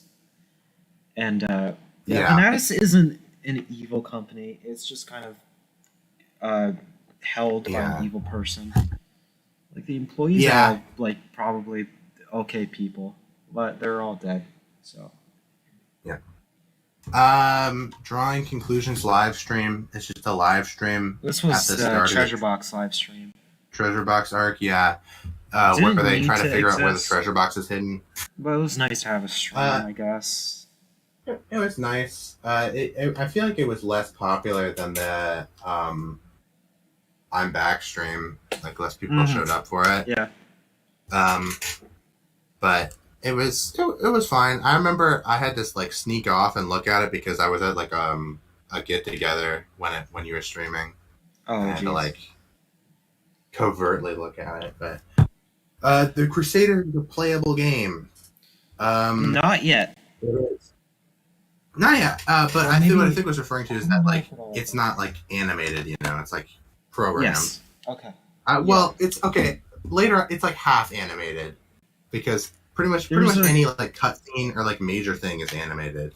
Yes, I had to Um, keyframe that all. But yeah, the walking parts in the battle are all just default RPG Maker stuff. And Yeah, by and RPG Maker, I mean and, an RPG Maker ripoff because I couldn't afford RPG Maker straight. So yeah, the battle mechanics are sorry, just directly you cut ripped out. from- for me. But yeah, like RPG boss or whatever the hell it's called. Yeah, so and, probably good virus. yeah. It's a playable game, and I have it. I have a copy of it. The only person.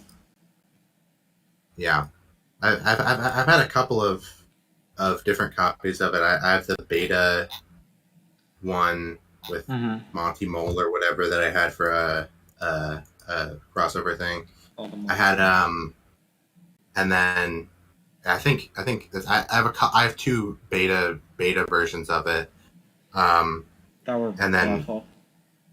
And then the files have the rest of the game. They're just not like you just have to change the starting position to one of those levels, and then you can play pretty much the whole game.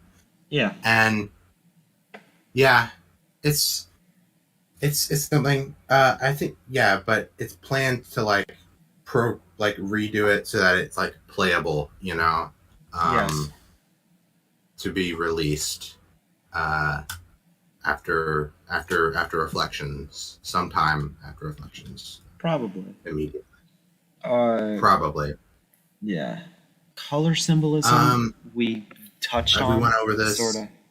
Yeah. Good people are in blues. Mostly. Yeah. Mostly M. With his water in the blue realm and everything. And evil people are red, like Elliot with fire, and Counterpart's got a lot of red. Yeah. Sam's doesn't really have.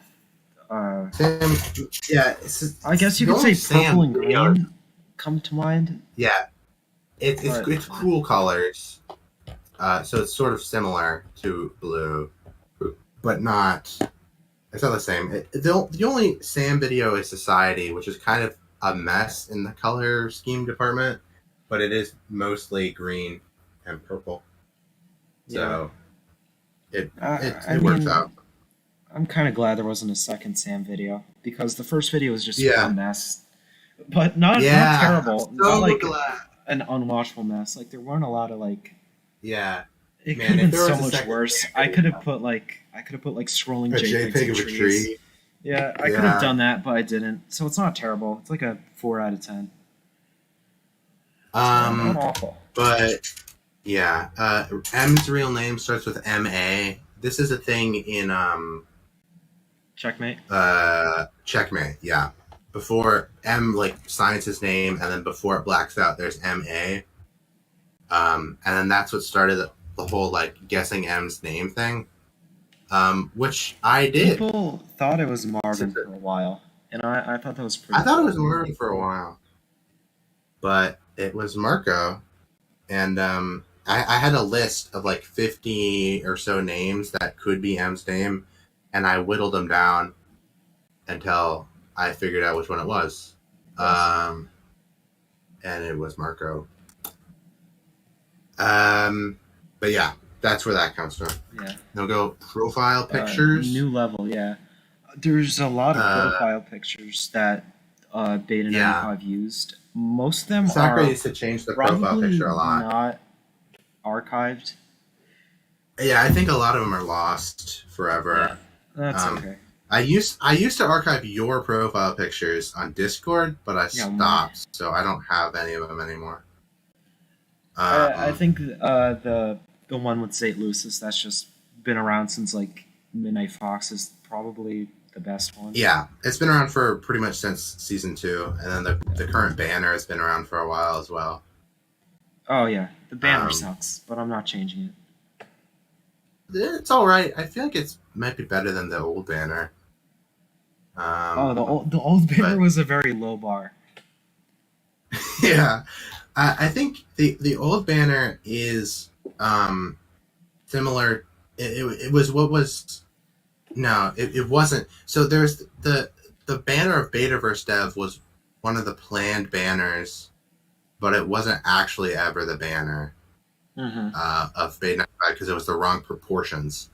So that's why on Betaverse Dev it's all stretched out, because I considered that acceptable for Betaverse Dev because it's not as quote unquote professional.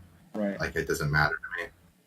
But that's the profile pictures. Yeah. Misfortune foreshadowing is a thing that I feel like we've touched on. I think probably already. You could make a case for playthrough 4. In other instances, though, I'm sure they exist. I just can't really think of them. But like when I wrote this, I was referring to like all the fire imagery with Elliot. Oh, That so was just basically that's fair. yeah, like and because you said that was all foreshadowing for misfortune. Like he has a bunch of fire imagery and he's gonna burn down Lucas's house, basically. Yeah.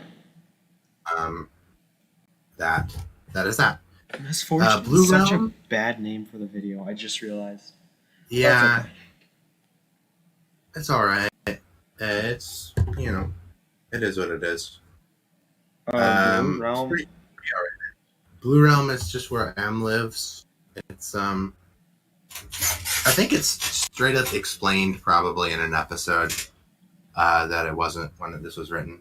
So Yeah, it's just kind of a layer, I think, in the game. The game. It's just so the gay. Where it's like it's a layer of the game. And yeah, it's the second Um, layer or the first layer or something. I don't know. something like that, and it's just kind of the same as reality, except there's like Except no there's geese people or in it. whatever. There's no Yeah. people in it besides M, and just there's like a Yeah. dumb coding error that like makes it all blue, and it's a little dumb, but And the sun is a black hole. yeah, the sun's a black hole because Soundgarden, and I was an edgy 13-year-old. As you can see in the image for this layer has it from Checkmate and really it's poorly shown edited. Yeah. in streamlining too. Yeah, it is. Yeah.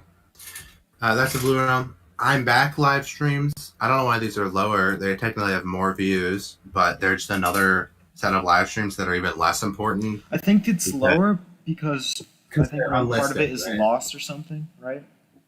Like, They're didn't one both part of it get there. like taken down? They don't have chat replay, so a lot of like it is lost. Like the chat is lost, but I feel we like- have both of the videos still. I feel like part of it got like taken down at one point. It like got falsely reported or something, and then I guess I Something like that. I remember that happened to all of Owlib's live streams. Is they all went down after like 10 minutes for some reason. Oh yeah, Um, it's copyright or something. Except there was no Something copyright. like that. Yeah, there was something copyright. It just got randomly claimed for whatever reason. But yeah, that happened. That's why the I'm Back live streams are 2 live streams. I believe the Drawing Conclusions is just 1 live stream. I'm Yes. Back is 2 live streams because it halfway through the chat got disabled and they had to start a new live stream. But the disabling of the chat removed the chat replay from the stream itself. So there's no archive of, I believe both parts of the stream have no chat replay and you can't see them. That includes Find the Treasure 95, which is we're going to come up to soon. Yes. That's not our. Well, let's go over Card Deck. Card Oh Deck boy. is a spin-off side thing to Beta 95 that it was only on Society, right? Yeah. Well, I'll let you field this one because it's your. Card Deck was created to provide insight and backstory for Spade because Spade wasn't part of Beta 95 until like I wanted to bring him in for the last arc of season 1, and then never again. So this was kind of my compensation for that, and I think originally Card Deck was going to like explore this TV station, I guess owned by Spade before Spade like went corrupt, and this broadcast system would continuously reference this upcoming storm or hurricane that was kind of metaphorically linked with like the doomsday clock, and it was kind of dumb, but it was kind of like an end of the world analogy. Yeah.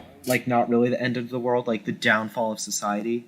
And it was another really dumb environmentalist thing.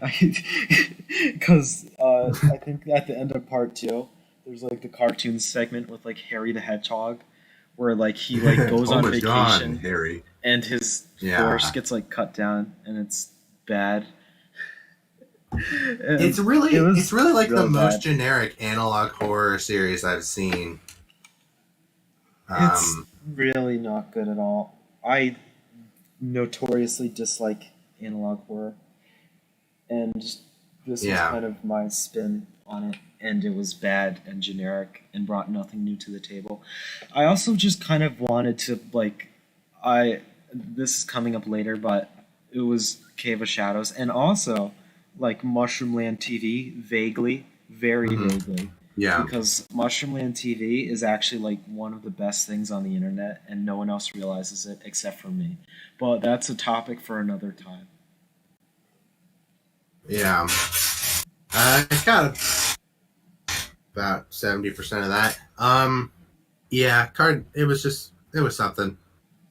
I Yeah. feel like we talked about xylosis a lot, so we can skip that one. It's Yeah. xylosis is a fox man. Xylosis is a thing. Yeah. I have a lot of things in here that are just characters in the series that maybe should not be on here. Hebrew names. We can go into that. Why are they in Hebrew? Because when I was writing it, I was like, man, this should be cryptic. I'm going to equip the Hebrew language. And that was that. I'll make it And I guess Jewish. M is Jewish, I suppose. M but is that's Jewish. not really a plot point. Mhm. It was like so stupid. I could have just given them actual names, but I didn't. It's really Yeah, it was like I feel like a Bible thing at first, like because the first one was called Exodus, which is a Bible thing, but I then just they like just the started word being Exodus. regular words. Yeah, It's it just doesn't even have anything to do with that episode. It's just a word. you all know? of the early M videos are just like to the arc ripoffs. But I guess there's a lot of Yeah. to the arc ripoffs on the internet. So I remember you saying that you didn't know what the word Exodus meant, and you thought it meant like the beginning of something, and that's why you that's called true. it. That is true. It does not mean that. It means to leave. A lot of people leave a place. Yeah, that was. And so I was just calling for. By the way, the name of the stream is still Busted and Broken 1219 stream plus Betaverse tier list. Oh crap. Let me Maybe not change be that. Yeah. Do you want to do? I guess I'll just do- time travel is canon. Yeah, Oh, I that's the love only it. one left. Yeah, that one's just another one that's really obvious. Time travel is explicitly mentioned as a thing that happens in Wonderland, and Spade does it. It doesn't come up very much throughout the series. It's just a thing that is introduced and doesn't really tie back into much, but it's a thing that they do. Technically, xylosis also is involved with time travel. And yeah, it's a thing that happens in the series that isn't very well explained. Yeah. And it, Yeah. Hmm. No, the Gluggus next- is canon in the Betaverse. This is actually true. This is confirmed in, I believe, Update Plus Broadcast, where you can see Gluggus is like in the recommended section of Lucas's laptop. you can see Big Glugga in the background, like staring on. Yeah, there's a scene in Oblivious where like Meemaw, like Lucas is in the basement of St. Lucis, and like St. Lucis is like, Lucas, look behind you, and like Lucas turns around and like a really hyper realistic Meemaw comes out, and she like bites him, and then he like wakes up and he's like, oh, it was all a bad dream. But I actually deleted that scene from the video. Chomek is one of the enemies that you can encounter in Tulip's Garden, but his encounter rate was so rare that you never encountered him in the episode. Yeah. I actually cut that out of the video because he didn't have any clothes on. Yeah. Yeah. Anyways, Exactly. Find the Treasure 95. Yeah, this was part of the old treasure box arc where you were going to dox yourself. Yeah, where was it? Yeah, in season 1. But yeah, Find the Treasure 95 is really old, and that I think that the channel is it doesn't predate the Bay 95 channel, but it does. It was made after the Crusader, and it has videos since the Crusader. It Yes. was M's channel, right? And the entire point was to get Lucas to there was two parts of a link that were going to be in two M videos. one of which is still in Update Plus Broadcast. One part link, and then the other part was going to be in that Alip crossover one with Frank Sinatra music in it, right? Yes. Yeah. And you were gonna that was gonna make a link to this video that it was like so crazy. I remember you talked about this a lot when I first joined. It was like so crazy that it's such a long con. This video has been up for like years, and we're just now getting the link to it, and that's so crazy. And then Lucas was gonna go, and basically the video has coordinates in it that lead to a park next to Sakra's home, like in the neighborhood. Yeah.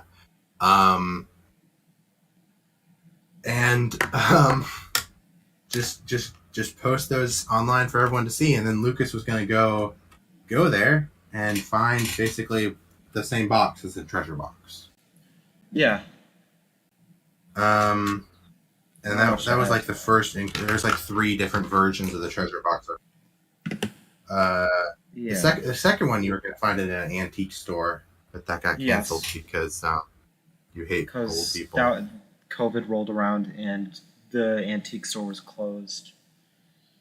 I probably would have done it if it was me nowadays, because now I'm more adventurous and less scared of leaving my house. So yeah, I kind of regret that, but we'll come back to the canon situation of that in a few years or something. Anyways, but Find the Treasure 95 was used in the I'm Back live streams. I ran it. Yes. And it was M came out and was like, "That's your daddy's jacket, ain't it?" And I don't remember what else he said. But Lucas was like, "Yo, prove to me that you were actually M," and then M uploaded the video. Oh, we call Proven, but it's not called Proven. Yeah. It's weird because Proven on itself is like nothing, but when I think M video, I immediately think of like Anniversary or Proven. I'm not sure why. Yeah, so I go in and say, your father gave you that jacket, didn't he? And then, who do you think I am? And then you say, prove yourself, and then you upload the video in another tab. Mm-hmm.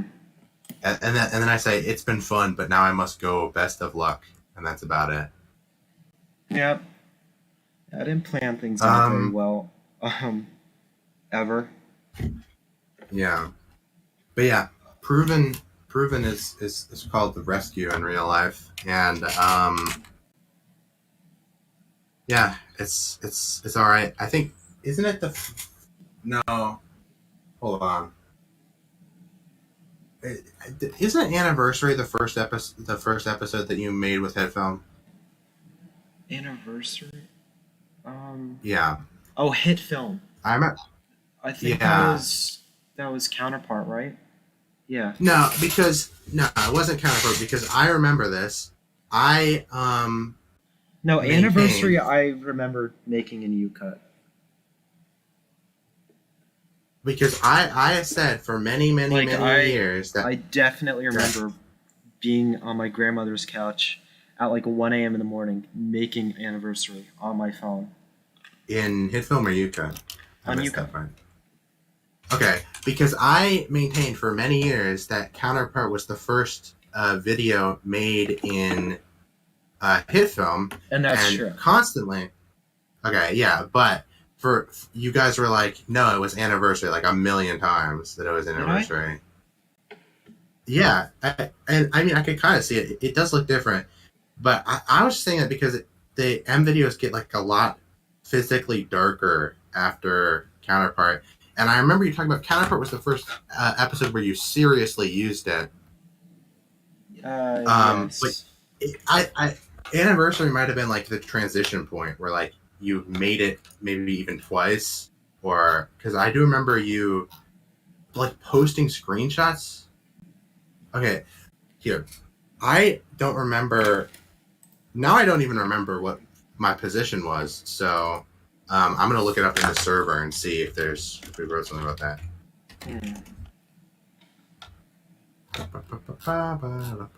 Because it may or may not have been made in UCut or not. Because all I remember is that I was wrong. But I don't remember what my position was, so maybe it was, definitely was UCut. I think when I first got Hit Film, I just kind of like made a bunch of bad Slenderverse meme videos as ways to like practice. And I then do remember that. Yeah. I just eventually I moved on to just making Counterpart, which Yeah. I can't remember if Counterpart was planned or not. Like I don't remember if it was in the original episode plan, or if I just kind of came up with it on the spot. It might have been inserted. Yeah, there's a lot of episodes like that. Yeah, I'm like searching. in recent memory, I guess Sanctuary, because I think no, not Sanctuary, Awake, because I think Sanctuary and Awake were originally one video, and then it got split in half because I was not really able to completely finish the video, so I just kind of did one half and then waited a month or two and did the other half. And that came out as a Sanctuary and Awake, which kind of made a Sanctuary suck a little, but it made Awake kind of better. Yeah. I think Awake is probably one of the more underrated videos of the series, because I think it's not terrible, which can't be said for a lot of the channel. I don't know. I never said. I mean, if there's hate happening for Beta 95, it's usually coming from you. I don't really care. Okay, so you made Anniversary uploaded on the exact same day that you made that Hit Film Slenderverse meme thing. So I don't know. It's because I'm just looking through mentions of Hit Film. It was definitely UCut though. Yeah, and something, anyways, I'm going to move on to the next thing. Infiltration teleportation scene. Basically, they go through a bunch of different universes, and I put this in here because I wrote the scene and I liked it and I wanted to include it in the iceberg. I still think it's really good. Yeah, it is pretty good. But yeah, all the symbols correspond to different universes, and he's traveling through them. Theta shows up a lot. That was gonna have a whole episode about it, that specific universe. And yeah, that's about it. Yeah. Ooh, alternate universe Spade. That one is referring to the thing where Spade was going to be from another universe, and that was going to be the universe that Card Deck took place in that got destroyed. Yes. Yeah. But yeah, it was called the Iotaverse was the name that I picked for it. Mm-hmm. And fun fact, that is also the universe where Emailed the Pictures took place. The Iotaverse. That's kind of funny. If you remember, well, nobody remembers Emailed Pictures. Emailed Pictures was a Discord-based ARG that Morgan started. That was sort of, kind of part of just a side thing in the Betaverse, you know? Mm-hmm. I don't think it's canon. It's not. Well, it's not anymore. It got deleted and rebooted a couple of times. But yeah, that's where Iotaverse came from. Was that but so yes, the Iotaverse was the universe where Spade originated, and that's where Card Deck takes place, and then it gets destroyed, I guess, at the end of Card Deck. So I think Spade. begs the question: what is Spade like in every other universe? Because I don't think we ever explored that. I think they probably just don't like exist in other universes. I feel like they probably went defunct.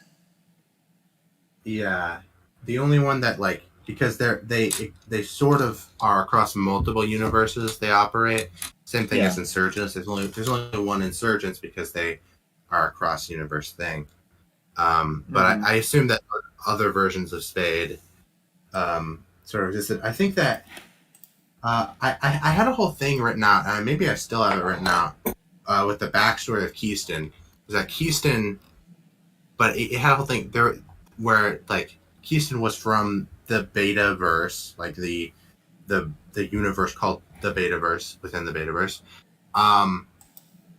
and then like the refugees, he was working somewhere else, I don't remember, and then like the refugees from Spade like came up and then like hired him, and then he worked on like universe tech and all that stuff. But yeah, a detail that I remember, and this is what got Keystone fired, and was that so in the interpretation of the universe structure, you can move up one universe. So the Iotaverse was within the like sphere of universes that are one universe down, lower, like it's same as Thetaverse. They're similar in that sense. They're both one level below Betaverse, right? And you can move one layer up. You can't move 2 layers up from your universe, or you die. So that's why there's a universe above the Omegaverse. That's the Alphaverse. That was going to have something to do with Apink, but nobody from the Betaverse, which is everybody, can go there. Like nobody can go there because the Omegaverse is pretty much just filled with energy, and there's nothing that lives there. There are a few things that live there, like the cricket from Apink is a native, I think, maybe to the Omegaverse, or maybe he just lives there. Mm-hmm. But basically, all in all, Keystone was going to open a portal to the Omegaverse, the first Omegaverse portal, and everyone was going to go through it, and like half of all the people who, everybody who was from Spade who went through that portal would die because they couldn't like handle it. They were too low a universe, and that was going to get Keystone fired, and then they would lock him in a cabin until he invented time travel so they could go and fix it, but they ended up not being able to.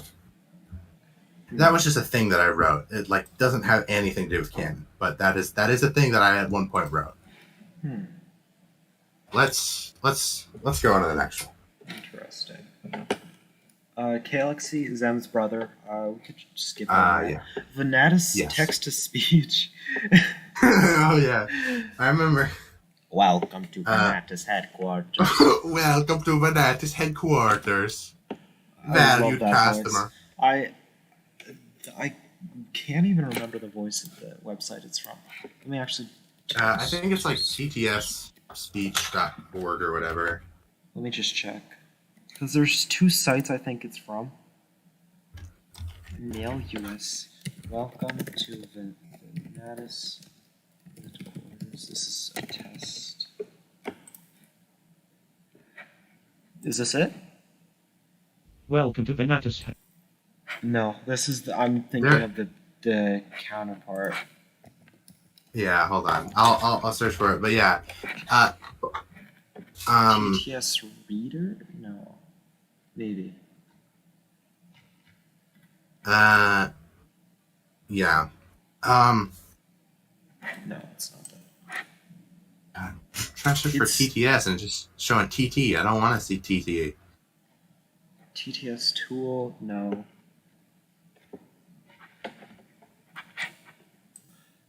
Wait, what if it's small size, low quality? Is this it?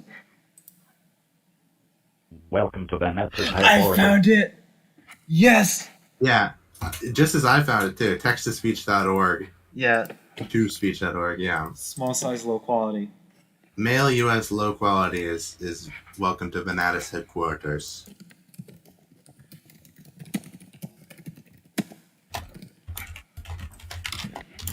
Is this gonna play on the stream if I play this audio?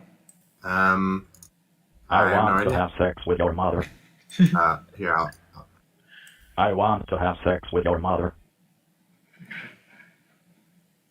Can you hear that? I can't hear it. I want to have but sex I'm not, with your I'm not mother. like, I don't have the stream I loaded want to up. have sex with your mother. I want to have sex with your Yeah. mother. Oh man. I want to have sex with your mother.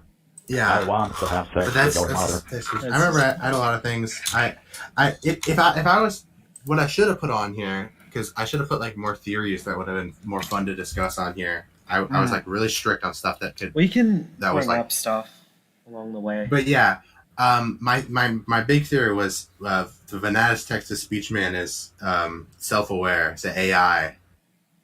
Honestly, and- yeah. Yeah, but I remember I said that because he's so weird. Yeah, Yeah, he's sassy. I needed some justification for it. Kind of in a way that an AI, not like an AI, like a voicemail reading thing, probably shouldn't be. Yeah, So I think this is kind of a Venatus creation of Eliot's that Yeah. kind of is overlooked, and it's not a harmful thing like the Crusader or the Labyrinth of Phobias. It's just kind of a funny little guy. it's just a thing that they did. They just made some AI like casually, you know, Oh jeez. to Yeah. run their voice lines. We'll breeze through some of these Spade brainwashing. Yes. Apparently Sam was just straight up brainwashed the entire time he was working at Spade, which does kind of remove some of the complexities of his character. But Yeah. yeah, I'll let you feel this one. Like, what's up with that? How do you break free? I don't even remember how he broke free. I think I don't remember what made him break free, but he kind of lost. He was like, I'm trying to think how to put this into words. He was kind of not really in control of himself fully. Yeah, Like, I think Spade kind of put something into his brain, and he just couldn't really they chipped control what he did. him. Yeah, they probably did Yeah. chip him, and he Yeah. wasn't really in control. And then something happened that helped him get They got control. the Bill Gates microchip in his Yes, bloodstream. 2078, and Yeah, this is I don't really remember what made him break free, but eventually he breaks free conveniently during Wonderland when Lucas is about to overdose on something, and he steps in and he saves Lucas and he goes rogue, firebrand, and yeah. and he has a little conversation with Lucas, and he's a good guy now, and he doesn't really contribute that much to season 2. Yeah, that's pretty much it. Venatus is a real company. There is a real company called Venatus, and they make Yes. games. So I used to get ads for them all the time. Strange.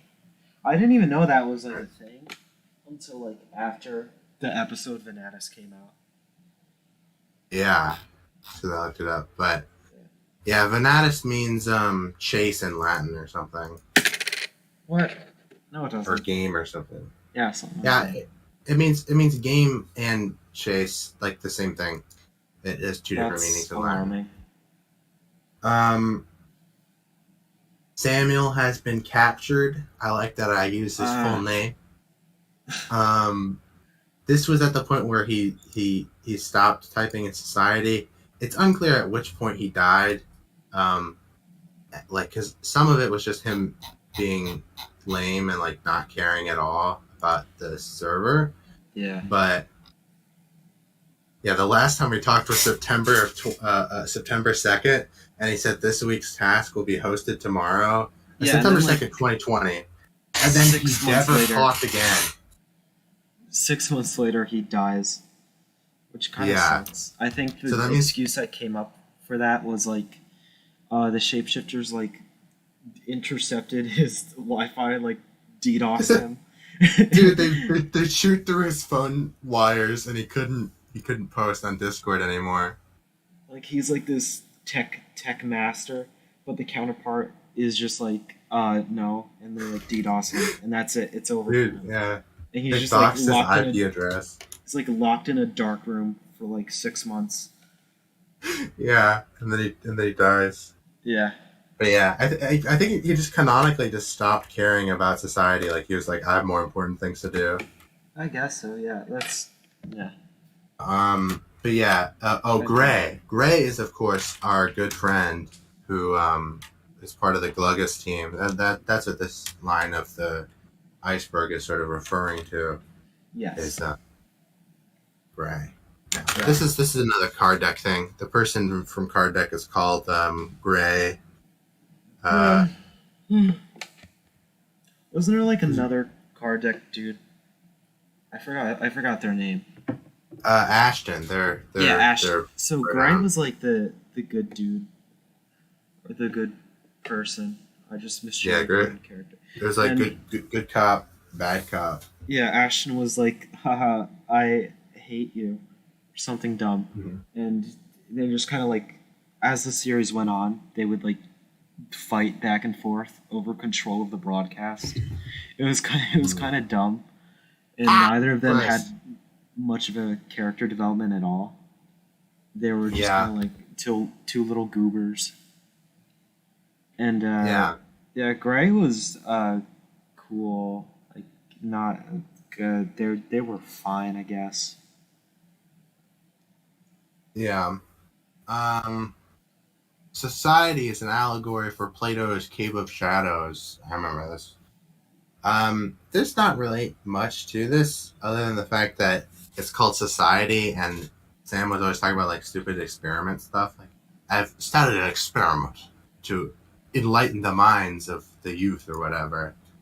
So about this, I probably at the time could have written out something bigger, some explanation, but it's mainly a joke to set up for the next entry, which is Card Deck is an allegory for the web series Cave of Shadows. This is a reference to how Card Deck is a ripoff of Cave of Shadows. totally I ripping won't off go Cave of into Shadows. it. Just watch Cave of Shadows because it's Very similar. But now that I look back on it, it's not as much Cave of Shadows. I mean, it's just pretty generic analog. it's just the layout yeah. of the video. The structure of it is very Cave of Shadows, but pretty much the plot is like Local 58 and everything under Local 58, like every other piece of analog. Yeah. Like, oh, the world's about to end, and here are news broadcasts about the world ending, Mm-hmm. that are all mysterious and stuff. It's whatever. Yeah. The Beyond Oh, is the third layer under the game, and it's kind of unclear exactly it what it was is. kind of retconned. Like I Mhm. think there was going to be like a Sam video that mentioned it that never really came to fruition. It was going to be visited in season 3, like right before the finale of the series, and I just couldn't really flesh it out enough, so it never really happened, and it's not really a thing at all. It was going to be it was originally designed as like an Afterlife kind of thing, and then it became more like the game but deeper, and then it just Yeah. kind of got written out of everything. So yeah, there's not a Yeah. lot to that one. It was just kind of a vague concept. There was a small portion of time where instead of going to the Beyond at the end of season 2, Lucas was going to go to the Limbo from Abhink, but that never happened because it doesn't make very much sense. Because the Limbo is just an allegory for Alan being sad about Nick dying, pretty much. It's just there, but in universe, it's a timeline thing. So I guess it does kind of make sense for it to be related to Xylosis in that it's a timeline correction measure. it like keeps you trapped in time and like separated from time. And it happened as part of a fallout from Sam breaking free of Spade caused a timeline ripple effect that trapped Alan in a limbo for several months with no connection to the outside world. That's pretty much the justification behind that. Right. Now this is kind of interesting. The playthrough 4 room. I would assume this is the laundry room that Lucas wakes up in and playthrough 4. Yeah. Or like the garage, and then he goes into the laundry room. Yeah, that's like his friend's house or whatever. But yeah, this was interesting because he apparently at the end of playthrough 4 he blacks out and wakes up in his friend's house and walks home. But apparently, but he's also like goes to the blue realm for a second, and that exact room and that exact house shows up like just a weird amount. For instance, there are multiple occasions where there's a TV and it just plays that scene. With no real like explanation towards that. It happens in Counterpart and in M Video. Yes. And then in Infiltration, he goes back there again. So it just has a significance to it, and you can explain further. Yeah, this room kind of it appears more. It's in Infiltration. Like Lucas gets locked in there. Mm-hmm. It's part of the same house that the Wonderland bathroom is in, which now that I think about it is kind of weird, because now there's just this unspoken like plot device of Lucas's friend's house being like a interdimensional prison, and it's, Yeah. yeah, and then it shows up again in Redemption, where like it's the room that kind of stands in for the labyrinth of phobias, but it's not exactly the same room. Kind of, it's just kind of a stand-in, because I wanted to film it out in the garage area, which was you only see that a little in playthrough 4, so I felt like that was but I couldn't really do that, so I just did it in the laundry room, which was a bad idea because it's really cramped in there, and so the shots, like the visuals, come off as a bit awkward, so it wasn't a great idea. But I mean, that's there. I think originally this is Lucas's friend's house, but then I like forgot about that when Infiltration rolled around, and Lucas is like, "Whose house is this? Did you kill the people in this house?" And Elliot's like, he like implies that he did. So that's I'm having a brain blast. Yeah, it's Elliot's old house, and he was neighbors with Alex, and then he moved out, and that's why it shows up. But it's Lucas's friend's house, who he never mentions. Yeah. Well, he doesn't say his next door neighbor, but they lived in the same neighborhood as each other, because it's clearly Elliot's his friend's house. name is Thaddeus, by the way. Yeah, I remember I had a theory that Ashton lived in the house. Why? I don't know what my evidence behind that was, but that was my theory. I don't think Ashton was like exists alive anymore. Yeah. But all right, on to Thalo 3168. Lucas's Rather Discord account that he logged into like twice and never again. Mm-hmm. Old Luke's Discord account. Not much to say about that. There was a society task where you had to send him a mean message. I suggested that society task, and it was really fun. I won that task, by the way. Out of like the 2 people really who good. participated in it, I wrote a very long. I wrote a very long dissertation about why Lucas is a terrible person. It was like 4 messages long. It was funny. It was really funny. I can If you're in society, you're familiar. It's But, somewhere in society. let's move on to the idea. This is the next layer. By the way, the images are pretty self-explanatory. That's the Cave of Shadows logo. This one is from the beta of the Crusader. Yeah. And the ones above this are self-explanatory. The Idealist is just another Betaverse in quotes series. The Betaverse sort of ended before it could really connect up with anything, and it hasn't updated since Update 3 came out. Like there was a triple upload at that time, and both Idealist and AppHank have not uploaded since that came out. Which, by the way, was on my birthday, which was a couple days ago. So I believe it has been 2 years since Update 3. Pretty soon, or that just happened. So Yes. you know, That was that's interesting. funny. But that's the Idealist. M's voice actor is Me. no. Hmm? Hmm? M's voice actor? Yeah, Who's M's voice actor? not you. Not me. No. It's Marco. Yeah. KLXC is a real person. What level? Yeah. What level are we talking here when we say real person? Yeah, I think I might be saying like he exists outside of the game. Oh, he did. He did, yeah.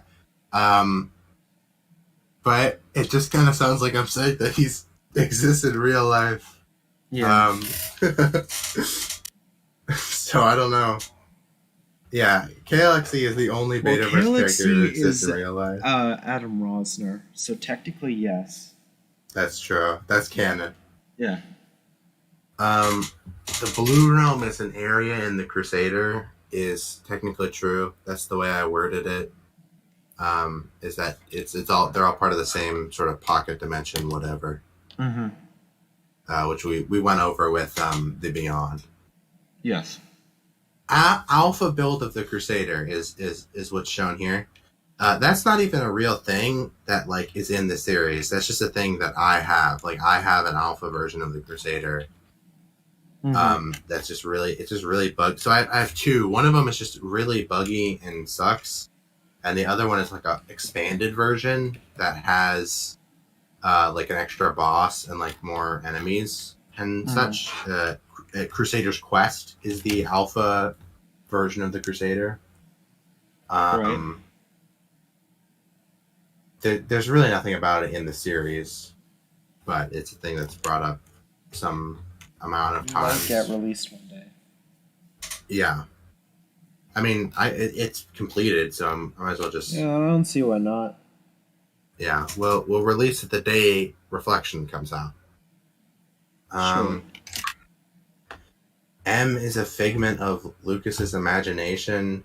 It's like an even worse version of the shapeshifters are a product of Ben's schizophrenia. I'm trying to think how this would even work. I don't know. I guess like a homeless man gave him the Crusader, and then he just imagined. And then he just sort of imagined the rest.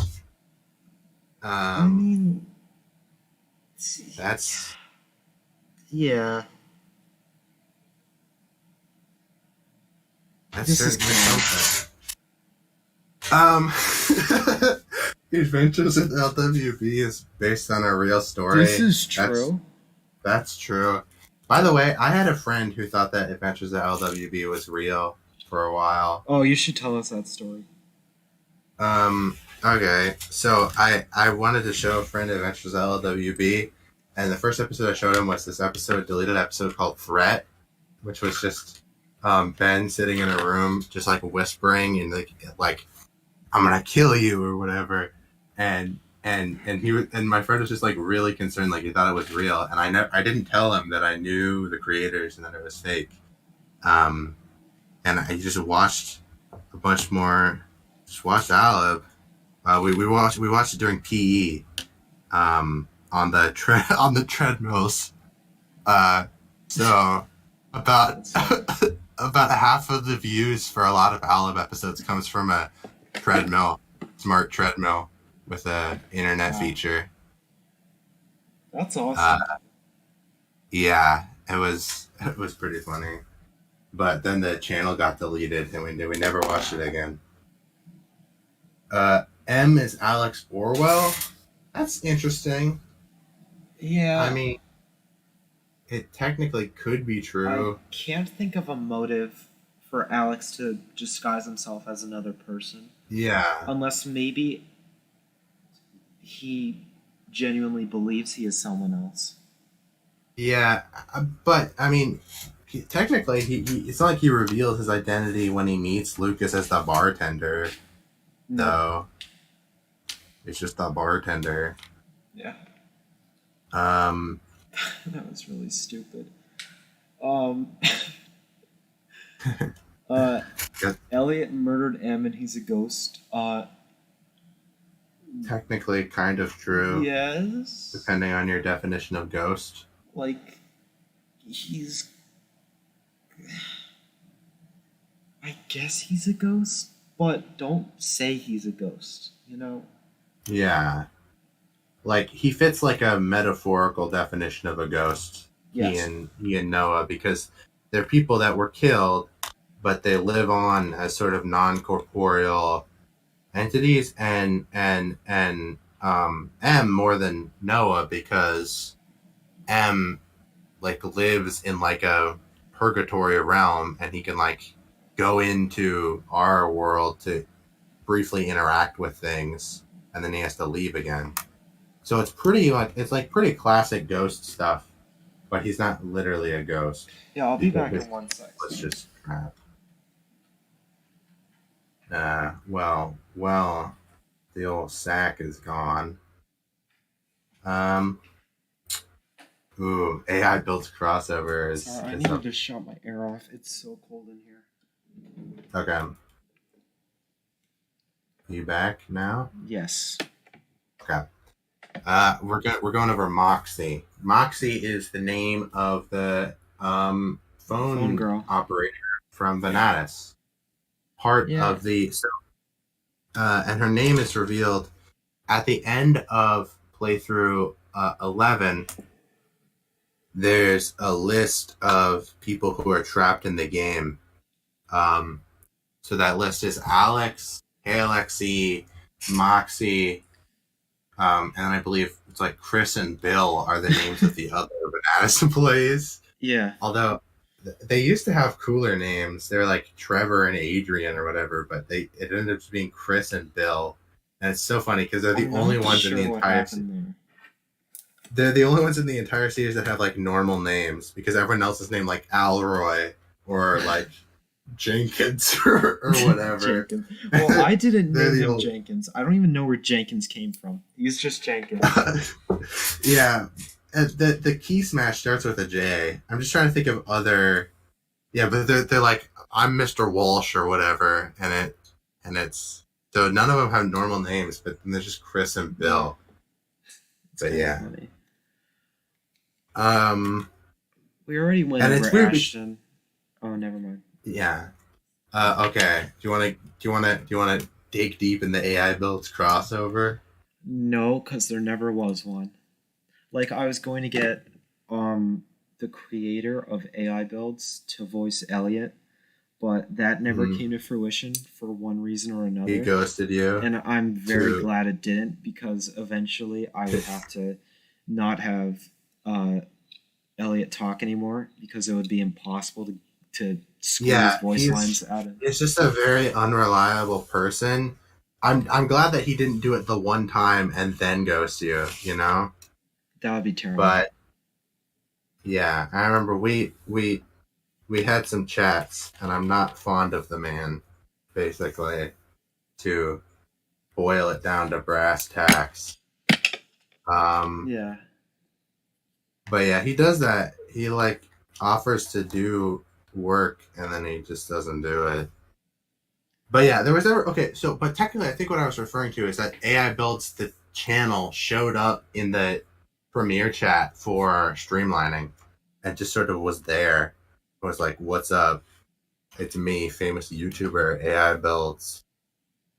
Like on the channel of the web series. Mm-hmm.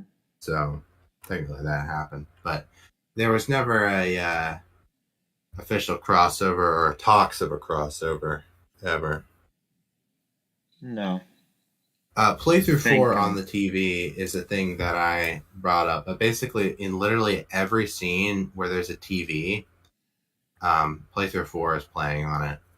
Not I sure think what's up with that. there was a canceled Alib episode where this would happen, and this was very, very early on, and this was planned to be like the setup for like how Alib would find Beta 95. Yeah. But I don't remember much about it except they were going to see Playthrough 4 on like a TV in the woods. It was kind of dumb. But yeah, I just remember that being a thing. There's I think that's kind of where this scene from, I believe, in Limbo comes from. Kind of draws inspiration from that old idea that never really happened.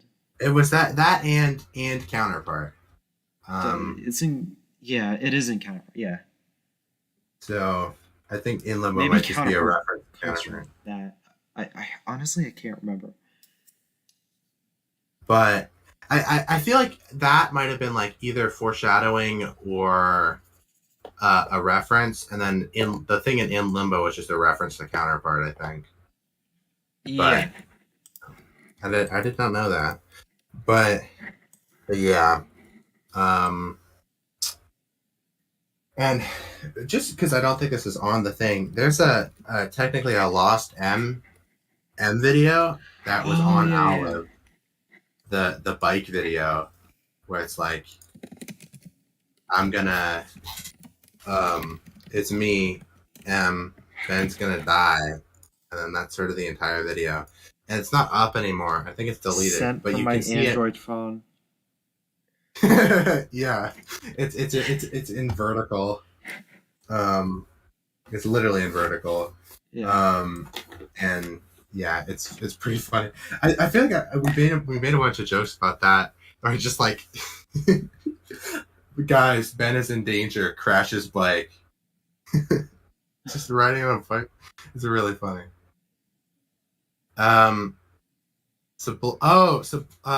Subliminal message in the Crusader OST. Well, let's do that one last in this layer. Because where the Pride Land King is really easy. That's just kind of saying, hey, look at the lion statue in your backyard. Yeah. There's a lion. It's one of the clues in the treasure box arc that's saying it's by the lion statue.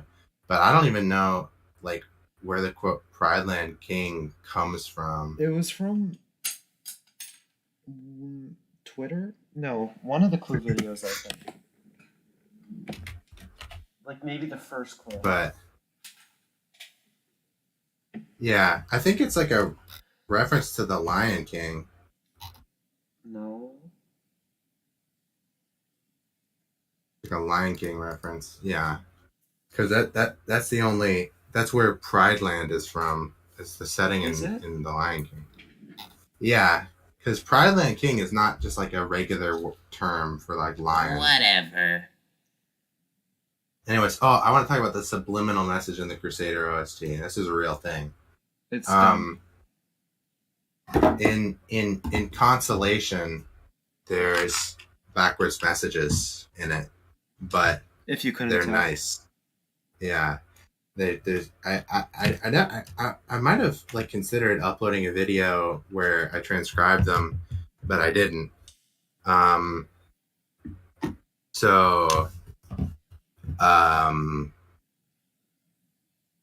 yeah, they're basically like, everything's gonna be okay or whatever. Just whispered.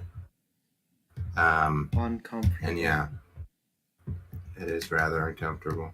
I think isn't there like a ruler of everything lyric in there somewhere? I feel like there is. Isn't I there might like a be what? wrong.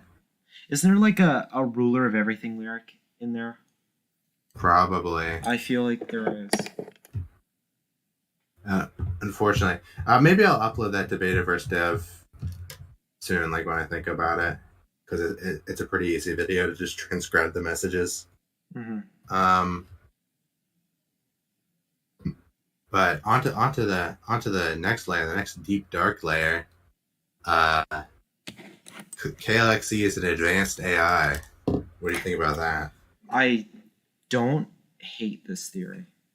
Yeah, I think it's plausible. But that would also bring up the question, why does Marco... Okay, wait. Maybe the real Noah is already dead, and this AI is meant to portray Noah.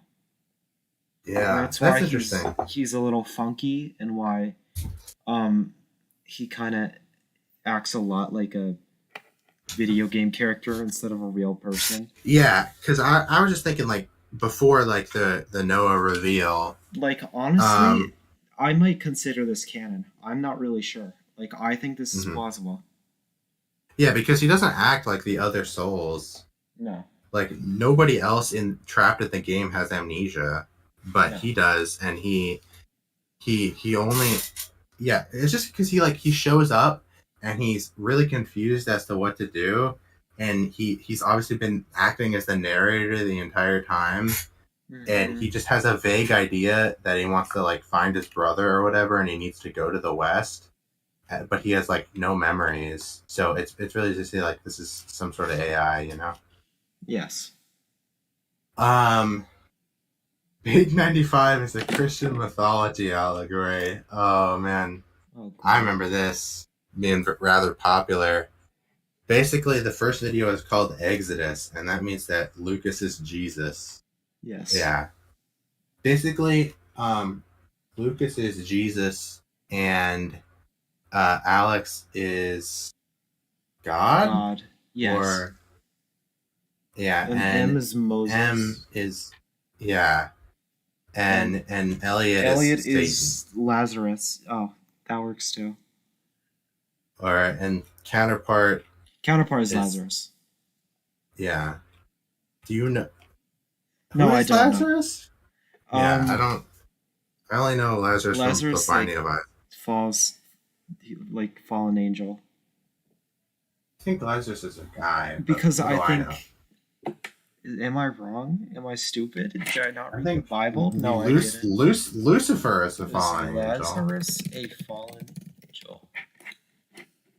I gotta look this up. I feel I'm... What is Lazarus? Isn't he No, he's a guy. He's a real person. Oh, he's just a dude. Okay.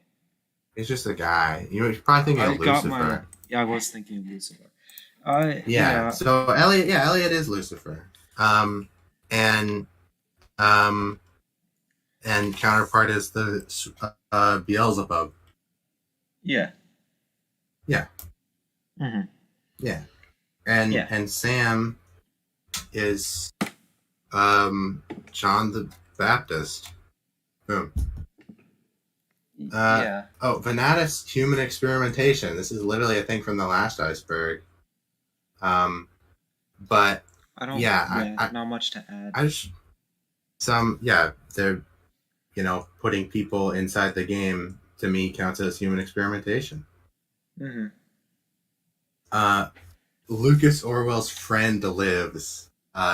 This is in reference to the scene in Infiltration where Lucas says, "Did you kill whoever lived in this house?"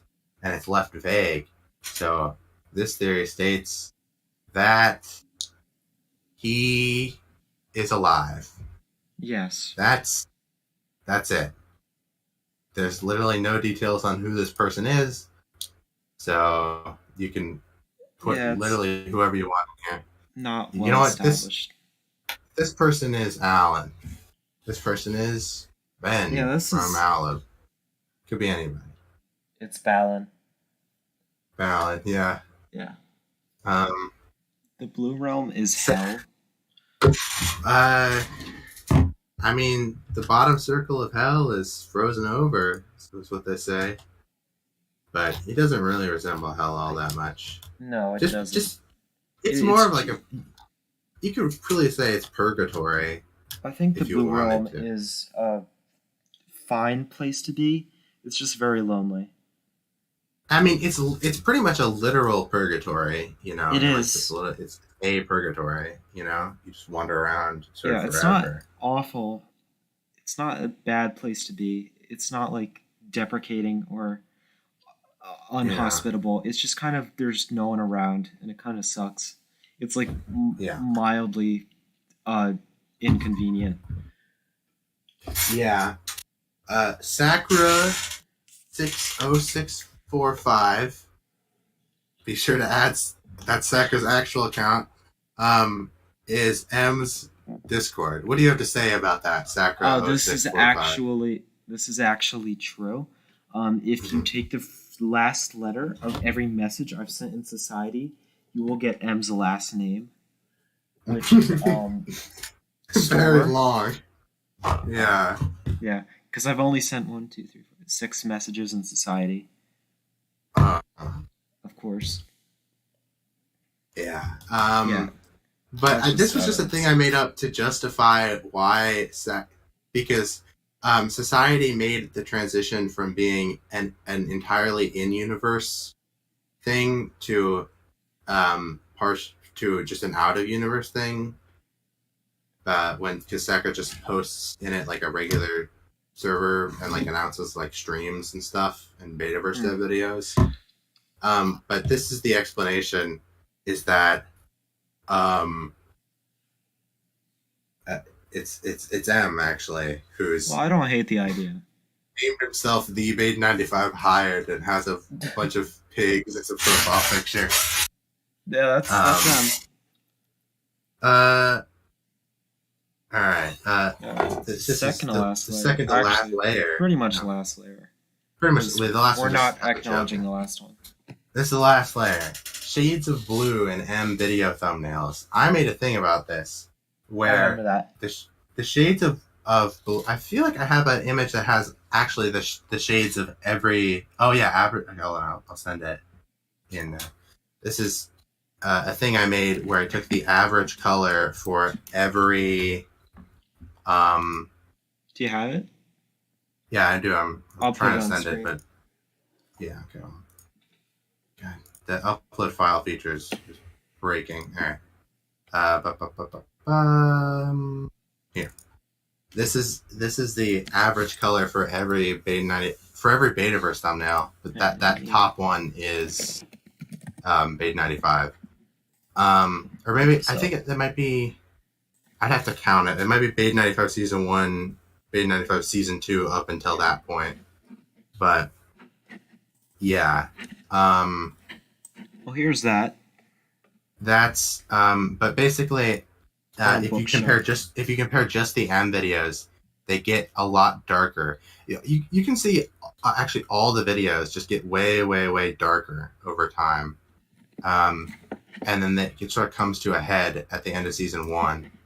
And then they get sort of brighter in Season 2, but they stay pretty dark. But yeah, the average color of M videos, the filter got way darker over the course of Season 1. And actually, all the videos got darker. Like lighting-wise, the lighting got way darker. And you can literally see it. Like in playthrough 7, there's literally a filter applied to the video that makes it darker, you know? I don't know why I did that. That's annoying. I think that it looked better or something. But It yeah, doesn't. and Wonderland is a really dark video. Lucidity. I think pretty much everything after Letters or Autumn, that entire arc is just super. I mean, look at the thumbnail for Venatus. It's like literally so dark. Except there's not a whole lot of a filter on that. It was just I just recorded it from my computer camera, and it was a bad camera. Yeah, and then with Season 2, it stayed pretty bright for a while. But then there was some like really then later on it did go back to being pretty dark again. I made sure that at the end of Redemption, it was very bright because I don't know. I wanted it to be very saturated because Elliot's dead, Counterpart's dead, Lucas is like just kind of chilling. So Redemption is like the only thumbnail that's like even remotely. Everything else is so dark and got all these filters on it and stuff. Yeah. But yeah, and then Meeting Will is just in black and white for no reason, like no stated reason. Is it black and white? Yeah. It's pretty close, yeah. Yeah, basically. I just wanted it to look gritty. Yeah. Okay. So the 1 and 2 playlist. This relates to the image. This image is the cover, the season 2 cover. We had a whole thing where we made covers for. Oh, dude. It's Alex Murky. We were literally talking about Alex Murky. Alex Murky's in the chat. We were literally talking about Alex Murky earlier when Morgan was here. That's hilarious. But yeah, we've sure got lots of juicy details about Betaverse here. No way. Will do. But yeah, the 1 and 2 playlists. I don't know why. I wanted to put them higher, but I just ran out of space, and so I put them on the second to last layer. I guess so. They're literally just the playlists that have the seasons in them. Like it's season 1 and season 2. Mm-hmm. That's it. Yeah. Oh yeah, season covers. So there's a season 2 cover, but I can. I'm gonna grab the season 1 cover and put that on screen. Did I ever make a season 3 cover? I don't think so. I don't think you did. No, Here. Oh, season 1 cover is not very good, but I'll send it. None of them are very good. Oh, this is boring. Yeah. But I'll throw it up. Hold on. My shift 1 and 2 covers are really bad, but here's the cover for shift 3. I broke up App Pink into like shifts, which are like little clusters of videos that were kind of like arcs, basically. Put up. Yeah, that's the App Pink cover. And then there were a bunch of Alib ones too, but there's maybe too many to put them all in here. Here's just an image that I made for App Pink. Oh wait, no. Wait, hold on. I put up an album cover by accident instead of the App Pink Shift 1 thing. All right. I put up a picture of John Lennon's Imagine by accident. I had to quickly delete it. That's cover. So yeah, that's for the most. That's like guest room, up that 3 confrontation. That's all that. And then that key symbol was considered that like a season 2 cover. Mm-hmm. So season 1, season 2. But yeah. Yeah. Ones. I guess I'll send the ones for well, there's only really one for Olive. Is this Shift 2? The green thing? No, that's season 2. The cover season 2. And the feather one is shift 3. So but you can just say it's for the whole season. Oh. But yeah. Those are the all right, I'm finally catching up with when you put the putting them on screen. I'm waiting with Beta Beth for John Lennon. It's like a split second. I don't even know if it showed up. I hope it didn't. But I should cover Beta 96. Beta 96 is a weird one. That's real. Is it? Yeah. So right after season 2 premiere. Does it actually show up? No, it shows up. God damn. John Lennon. I selected the wrong file. Here's But but yeah, Beta 96 is real. It was a channel. I don't think it exists anymore. But it was made by somebody from the TGIF server. And my throat is exploding, so I'm gonna get another bottle of water. But I'm gonna explain what was in it. Uh-huh.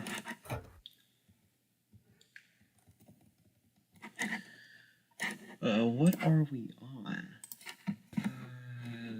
There's a couple more to go over. Scam channel, raccoon mode, lucidity. Yeah, I don't. Oh yeah, there was a scam channel with the name Beta 95. I don't know Yeah, how I think got that that name. Yeah. But it used to show up on Social Blade instead of Beta 95. Oh yeah. I remember that. Okay, I will describe to you the episode of Beta 96, the only episode. I don't remember the title. It might have been a build number or something. But it was an actual game. It was just a gray plane with like a red fog effect. Wait, what? And there was like it was a gameplay recording of like a real game that somebody made from the TGIF server. Wait, what? Yeah. No, it was the whole thing. What? It freaked me out too. But That's funny. and there was like some sort of like crying child, I think, and he like walked up to it and then he turned around and in the sky there was just a giant image that was the Beta 95 sub count and profile picture. What? And it was Is one this of the it was Is no, this this a is not a joke? joke. This was Are really you early on in society. Why did I never know about this? Oh yeah, it's called Man. The video is called Man Child Session 1. Hold on, I'll ping you in society. It was insane. It was like a real game. It just doesn't exist anymore. I wish I could archive that. Yeah, the channel is deleted, but it was real at some point. Guys, I think this is a hint. Man child session 1. Yeah. I responded to it. So there's like a crying guy. Sam, I don't get the joke, but it's still funny. Look up man behind the slaughter. Yeah, great. Range. Don't do that. That's it. I'm never gonna do. Well, Sam was I so learned funny. something today. I feel like my memory has just been wiped because I don't remember anything. Yeah. Ever. But yeah, that was like a really surreal situation. That was. But Wow. yeah. So that was. I remember the whole thing on Society where we asked Sam how tall he was, and he said like 5'3", and we spent the entire rest of the server before he died just constantly calling out about pinging him, asking how tall he was, and he made a rule against it. Yeah, that was really a lot. funny. That was great. Yeah. 44 results for height. Yeah, we just used to ping at Sam height ?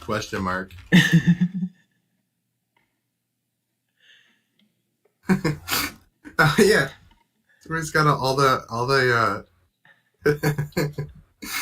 memes. I'm trying really hard not to laugh at this.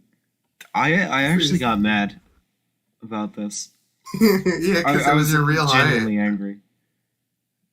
Yeah. That's How Sam's tall height. did I say I was? 5. I think 5'9", but you actually added inches. You deleted the previous. Oh, it's 5'11". I told you should make your height a pinned message if people stop asking for it. You said 5'11", but the first time you said it, you said 5'9". So you inflated your actual height.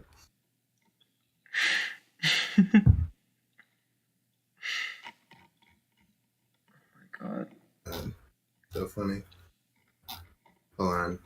I want to see if the old message. Sam. 5. No.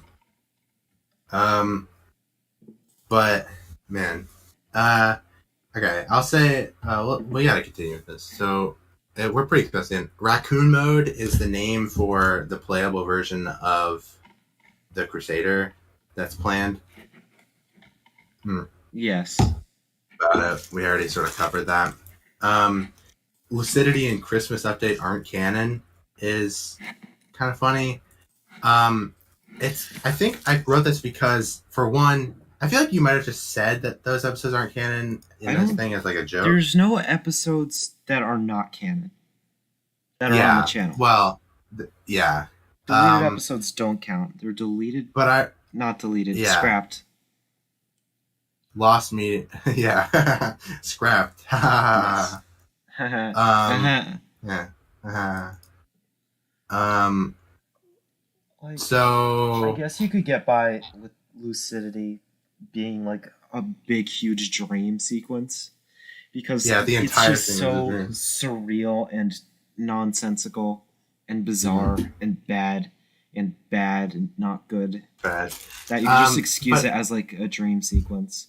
But the Christmas reason update, I put those two I don't think you specifically was Christmas update was edited. It was one of the only episodes that was like went back in and like edited it because I requested the removal via YouTube's like clip feature of Alan's scenes because they were just really bad and they like actively contradicted a lot of parts of his character. I think like the main reason I asked to remove those sections of the episode was because Alan introduces himself as Alan Haves, which is his name, but his last name not being unknown was sort of going to be a plot point.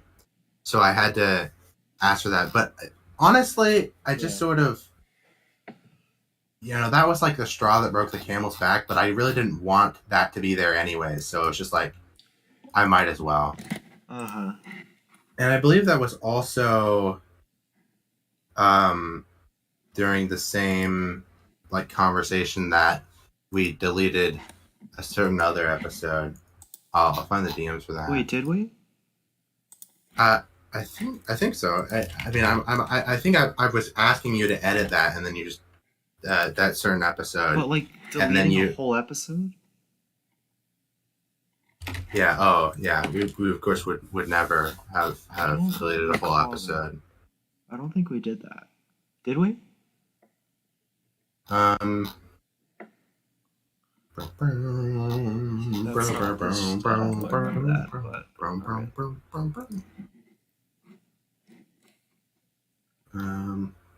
Oh yeah, I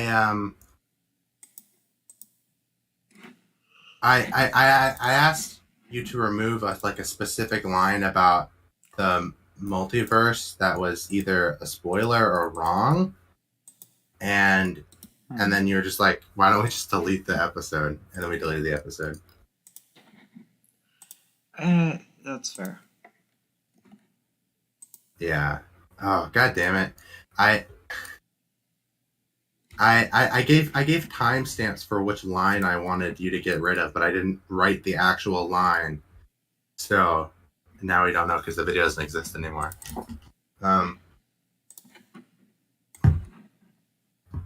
So 8 numerology is like the last actual entry on the iceberg. It doesn't really mean anything. It means I looked up the numerology of the number 8 and I liked it. And I think I wrote something about how it related to Beta 95, but it wasn't written with the numerology page. Thing lifted from To the Arc. Like I wanted, like To the Arc has the 0 thing going on. Mm-hmm. I just wanted to be like, oh, there should be a number that keeps going around. So I just chose 8 because 8's a good number. But it doesn't actually have that much impact on the series besides August 8th, 2008. Yeah. Remember the old plans for season 3 was that it was going to be released over like a majority of a year on the 8th of every month, right? Ending in August. Yes. That was, because there were 8 videos started on January 8th, and the last video would go up on August 8th. Speaking of January 8th, that was also when Wonderland came out, right? I feel No, like Peru it is was January later. 20th. It takes place. Yeah, January 20th. It takes place January 8th. That's why. Yes. But yeah, because it's in the tape. Like we're gonna come after you January 8th or something. Mm-hmm.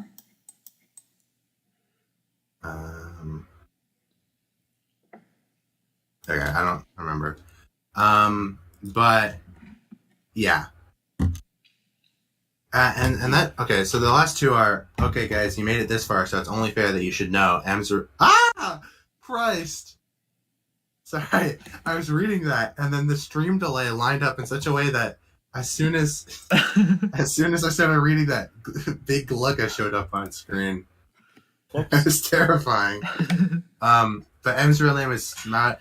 I actually wrote out Marco, and I like it's funny, like it clips off, but You can see the that R. joke. Yeah, a little bit of the R. You can't tell what it is, but that joke obviously doesn't hold up anymore because we know what it is. And then the final tier just says every copy of the Crusader is personalized and has Wario in it, which is the same exact. Playthrough 16. Yeah. Because playthrough 15 was the last playthrough. You know, it's kind of weird that playthrough 15 is the last playthrough. Like, because Noah is like, my name is Noah. I finally remember who I am, and then Lucas just stops playing the game. Yeah, there were gonna be nothing. 3 more playthroughs, Mhm. but I was so sick of making them that I just gave up. Because there's 4 in a row. Yeah.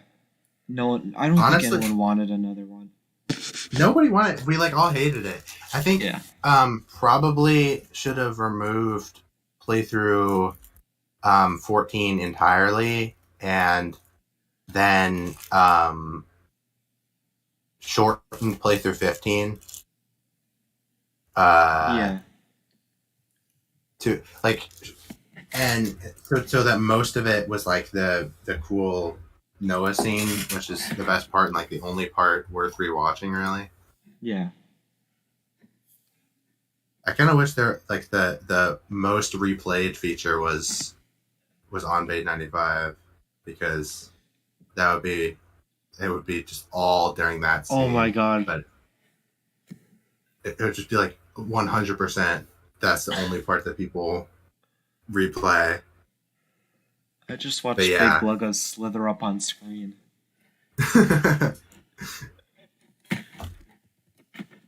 Hilarious. Oh, he starts blinking.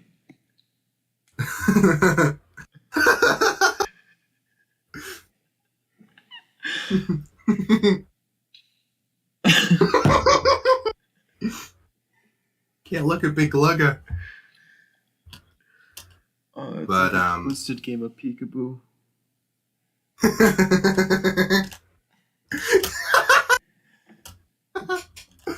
Stop! It won't stop.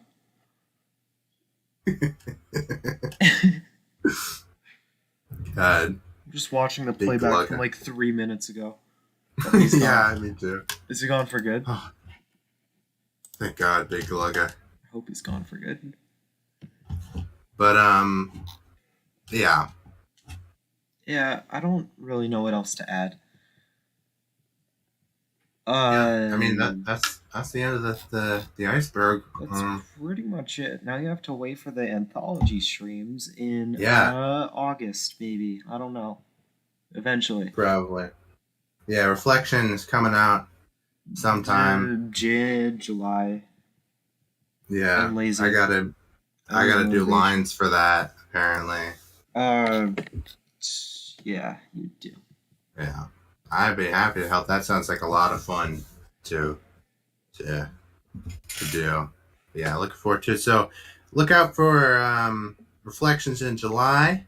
Then in August we'll have the anthology streams. Particularly, make sure to look as forward to as possible the final release of the No Surprises St. Lotus Phlox Pelt scene. I wonder if I still have that. I don't even know. Yeah. It might be gone for good. I'm not sure. Well, We'll see. certainly look forward to it. Yeah, also, eventually, I'm making something new. I don't know when it will be a thing. Yeah, Because look out. still oh, he's flashing again. It's still it's still it's still being written. It's Mhm. I can't look at him. I can't Yeah, talk while he's flashing. Well, he's not flashing on my It's plug, so I'll talk. distracting. Yeah. Take a look Stop. out for. I'm gonna cover it. I know it just popped back up again for me. That's impossible. I have it. I gotta covered with my stare into hand. his eyes. Yeah. So Take a look. Look out for Project Looking Glass, codename Looking Glass, and the other way around. codename Project Looking Glass. It might not even happen, but it might happen. It And might not. It's vague enough that It's just I don't know. Listen, just call anything that you do in the future Project Looking Glass. Like if you get a job as a plumber, just call that the release of Project Looking Glass, and you're off the hook. It's Why vague is it enough. still go? Oh, he's gone. Okay. But yeah, and look out for Abhink, the novelization. Workshopping a lot of character ideas. I can promise you a few things. Kathleen is going to be. It's going to have Kathleen and Nick as big characters. The shapeshifters are going to be in it. There's going to be at least one scene with Venatus that is going to repurpose this scrapped script for behind the the deaths the scrapped deaths of the Venatus people video that I wrote. It's going to repurpose that. There's going to be a lot of good stuff. Yeah. Characters. Keyston is going to be in it. Yes. I love him. Characters. Yeah, characters that you would have met in season 1 and season 2, and it's going to repurpose all that. So, keep an eye out for that. It's some promising stuff, and a lot of the stuff we see, alternate universes, all that good stuff is going to be a part of it, and oh boy.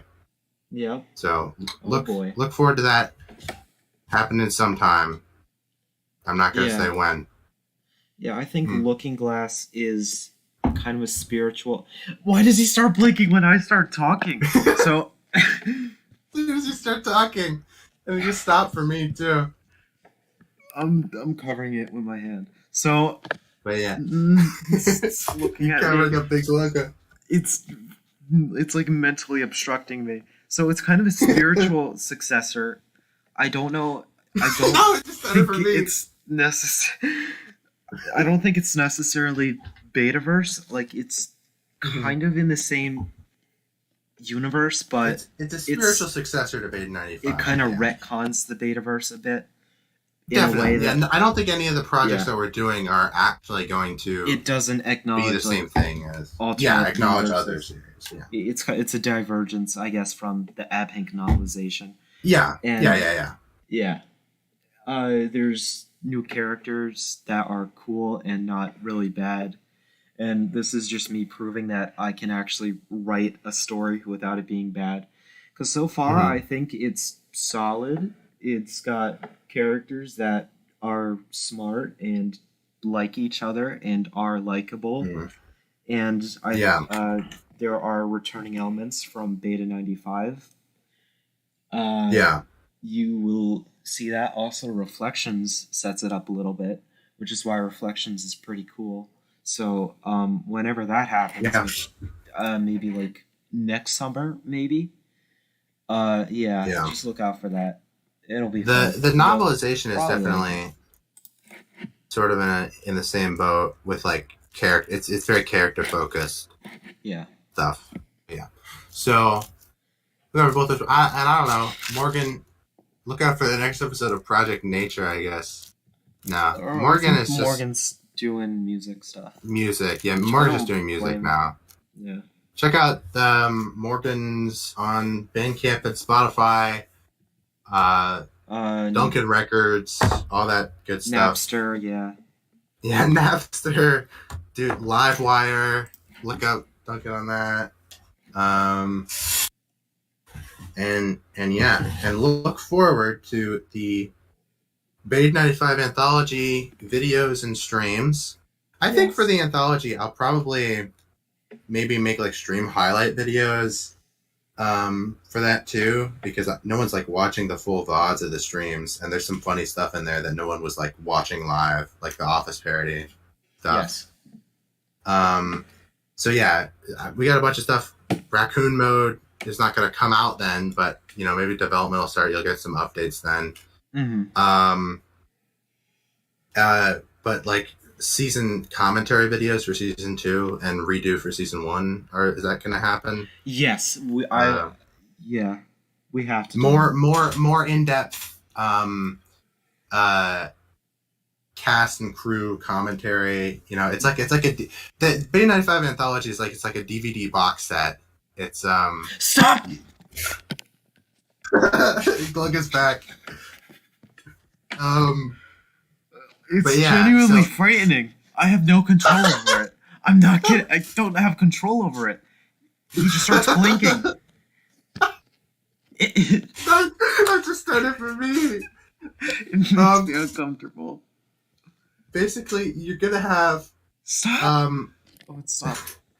all the stuff that you would expect from a DVD box set. Yes. Behind the scenes commentary tracks. A couple videos, maybe. Maybe, yeah. Outtakes, yes. Absolutely. If it still exists, the Fox Pelt scene. If it does, I will put it in. Hell, maybe I'll caption some more scenes if there are any good ones. Sure. None of them are good. Yeah. They're all scrapped for a reason. Yeah. It's basically like a larger version of like what we do on the Betaverse Day. Which we have skipped for 2 years in a row because we haven't done one since 2020. Yeah. But we'll just consider the anthology stuff. What is the anthology in August? I think that's a good estimate. Mm-hmm. I think we need to organize it. Mm-hmm. Yeah, we're gonna start planning it. Look out for reflections in July and anthology in August. Let's say August 8th because that's funny. That's good. Yeah, and look out for all that good stuff because after that there is going to be almost nothing else. I gotta make before it shows up again for me. There's gonna be almost nothing else here because the anthology is sort of the official conclusion. Oh, you can probably look forward. No, it just started for me. You can probably look forward to the official conclusion of. Why is it doing that? I need to delete him. I need to delete him. Oh no! It froze the stream. The stream is frozen. Oh. Stop! It's so disturbing. You can probably look forward to the official conclusion of the Abhink web series. It's not very good. It's made out of like 2-year-old footage and a lot of mixed editing stuff. But I'm not gonna re-edit it for like a third time. So I'm just gonna finish it out. And if it looks kind of bad and campy, then it's just how it is. Yeah. But you can look forward to that, and I am committed to uploading that last video. But yeah, it's and then Alep is just gone forever. I don't know why I feel the need to like that. But yeah, so after this summer, you're not really gonna see anything Betaverse related. Ever. Yeah, although I do plan on uploading some novelization stuff here, and I'm sure Sakura is gonna post. This might become Looking like Glass updates. This might become like a Looking Glass BTS. I might use this channel for that. I'm not sure. Mm-hmm. Maybe not. maybe it'll be its own. And I think if I do like audio readings of, like there'll be some stuff on here. Oh, he's back. There'll be some stuff on here, but not the Betaverse. The Betaverse is going to be officially concluded in August, and that'll I need sort to of. delete this. I need to delete this. Yeah. But yeah, that's sort of our roadmap for the rest of the Betaverse. Yes. And then, of course, as soon as we finish the last stream for the Betaverse anthology, we will stop being friends and not never talk to each other. It's again. never talk to each other ever again. Exactly. Read my mind.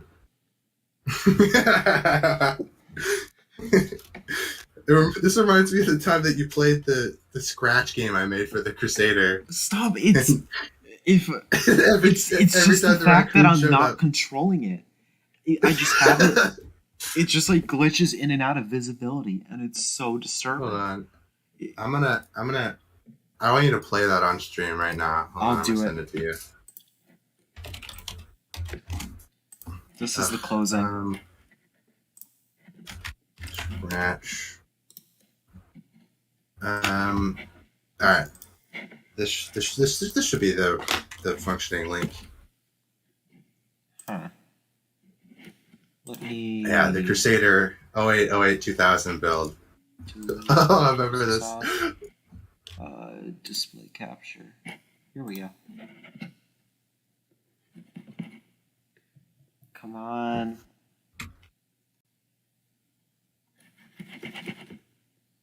Taking very long to load.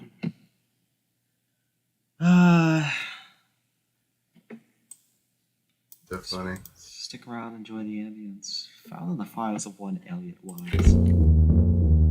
Yeah. Oh. Trauma. So Traumatic. we used to scream every time. I don't know. It's just the anticipation, you know. Try to makes beat your me best score. it makes me uncomfortable. Come on, Saccharin. I don't like it. It's just the constant dread of something bad about to happen. But it's What's like a gonna raccoon. Yeah. It's any second now. It feels like a really bad fever dream. That's the best Could way I be can put today. it. It's just Could be stop. tomorrow. I don't even know why this bugs me so much. It still bugs me. It just makes me uncomfortable. I'll do it again. Yeah, it finally loaded for me, so I'm gonna unmute the stream so I can hear you going on about it. I just don't like. It's so uncomfortable. I can't tell what's coming from you and what's coming from the stream. They're synced up. Good.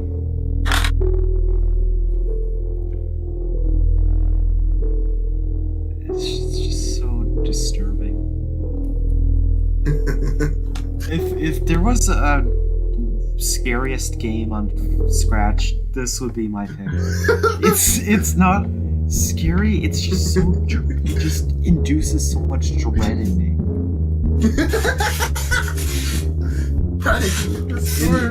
It's not even that bad when it comes. It's just the waiting game.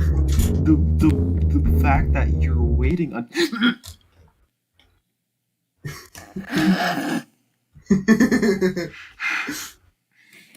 One more go. That's it. Just one more go. Yeah, it's just not. It makes me paranoid. It makes me feel like there's something in my room, and I don't know why.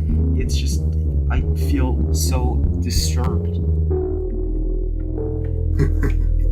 It's The music cuts not, out as soon as the raccoon spawns. It's not a good Flash game because it's one image that you walk over repeatedly, but it's so scary. My favorite It's- part is how the image doesn't take up the full screen, Yeah, and you can walk on the white border. Yeah. Listen. This is the best game on Scratch, man. It is. I reluctantly admit that it is. Day since 2000. Day since 2000 somehow makes me more uncomfortable. My favorite dev detail is that the raccoon is always following you around the map, invisible, but he's just slower than you. That is the worst thing I've ever heard in my life. That makes me so insecure and uncomfortable. He might not be moving, but he is looking at you the entire time. No, oh wait, no, he's definitely is. He definitely does follow you around because he comes from a different place every time. I hate that. But yeah. So he's always there. Mm-hmm. When he hits you, it just I forgot about the day since 2000 counter. I like that just updates. It's just not right. Day since 2000? Why? Since 2000. What happened in I like 2000? It's when the bill was made in. No, it wasn't. That was 8 years later. What happened in 2000? It's so foreboding. You don't understand. It's so simplistic and non-serious. Something about it is so genuinely, it's just genuinely haunting and frightening. I don't know what. It's like it's a primal fear.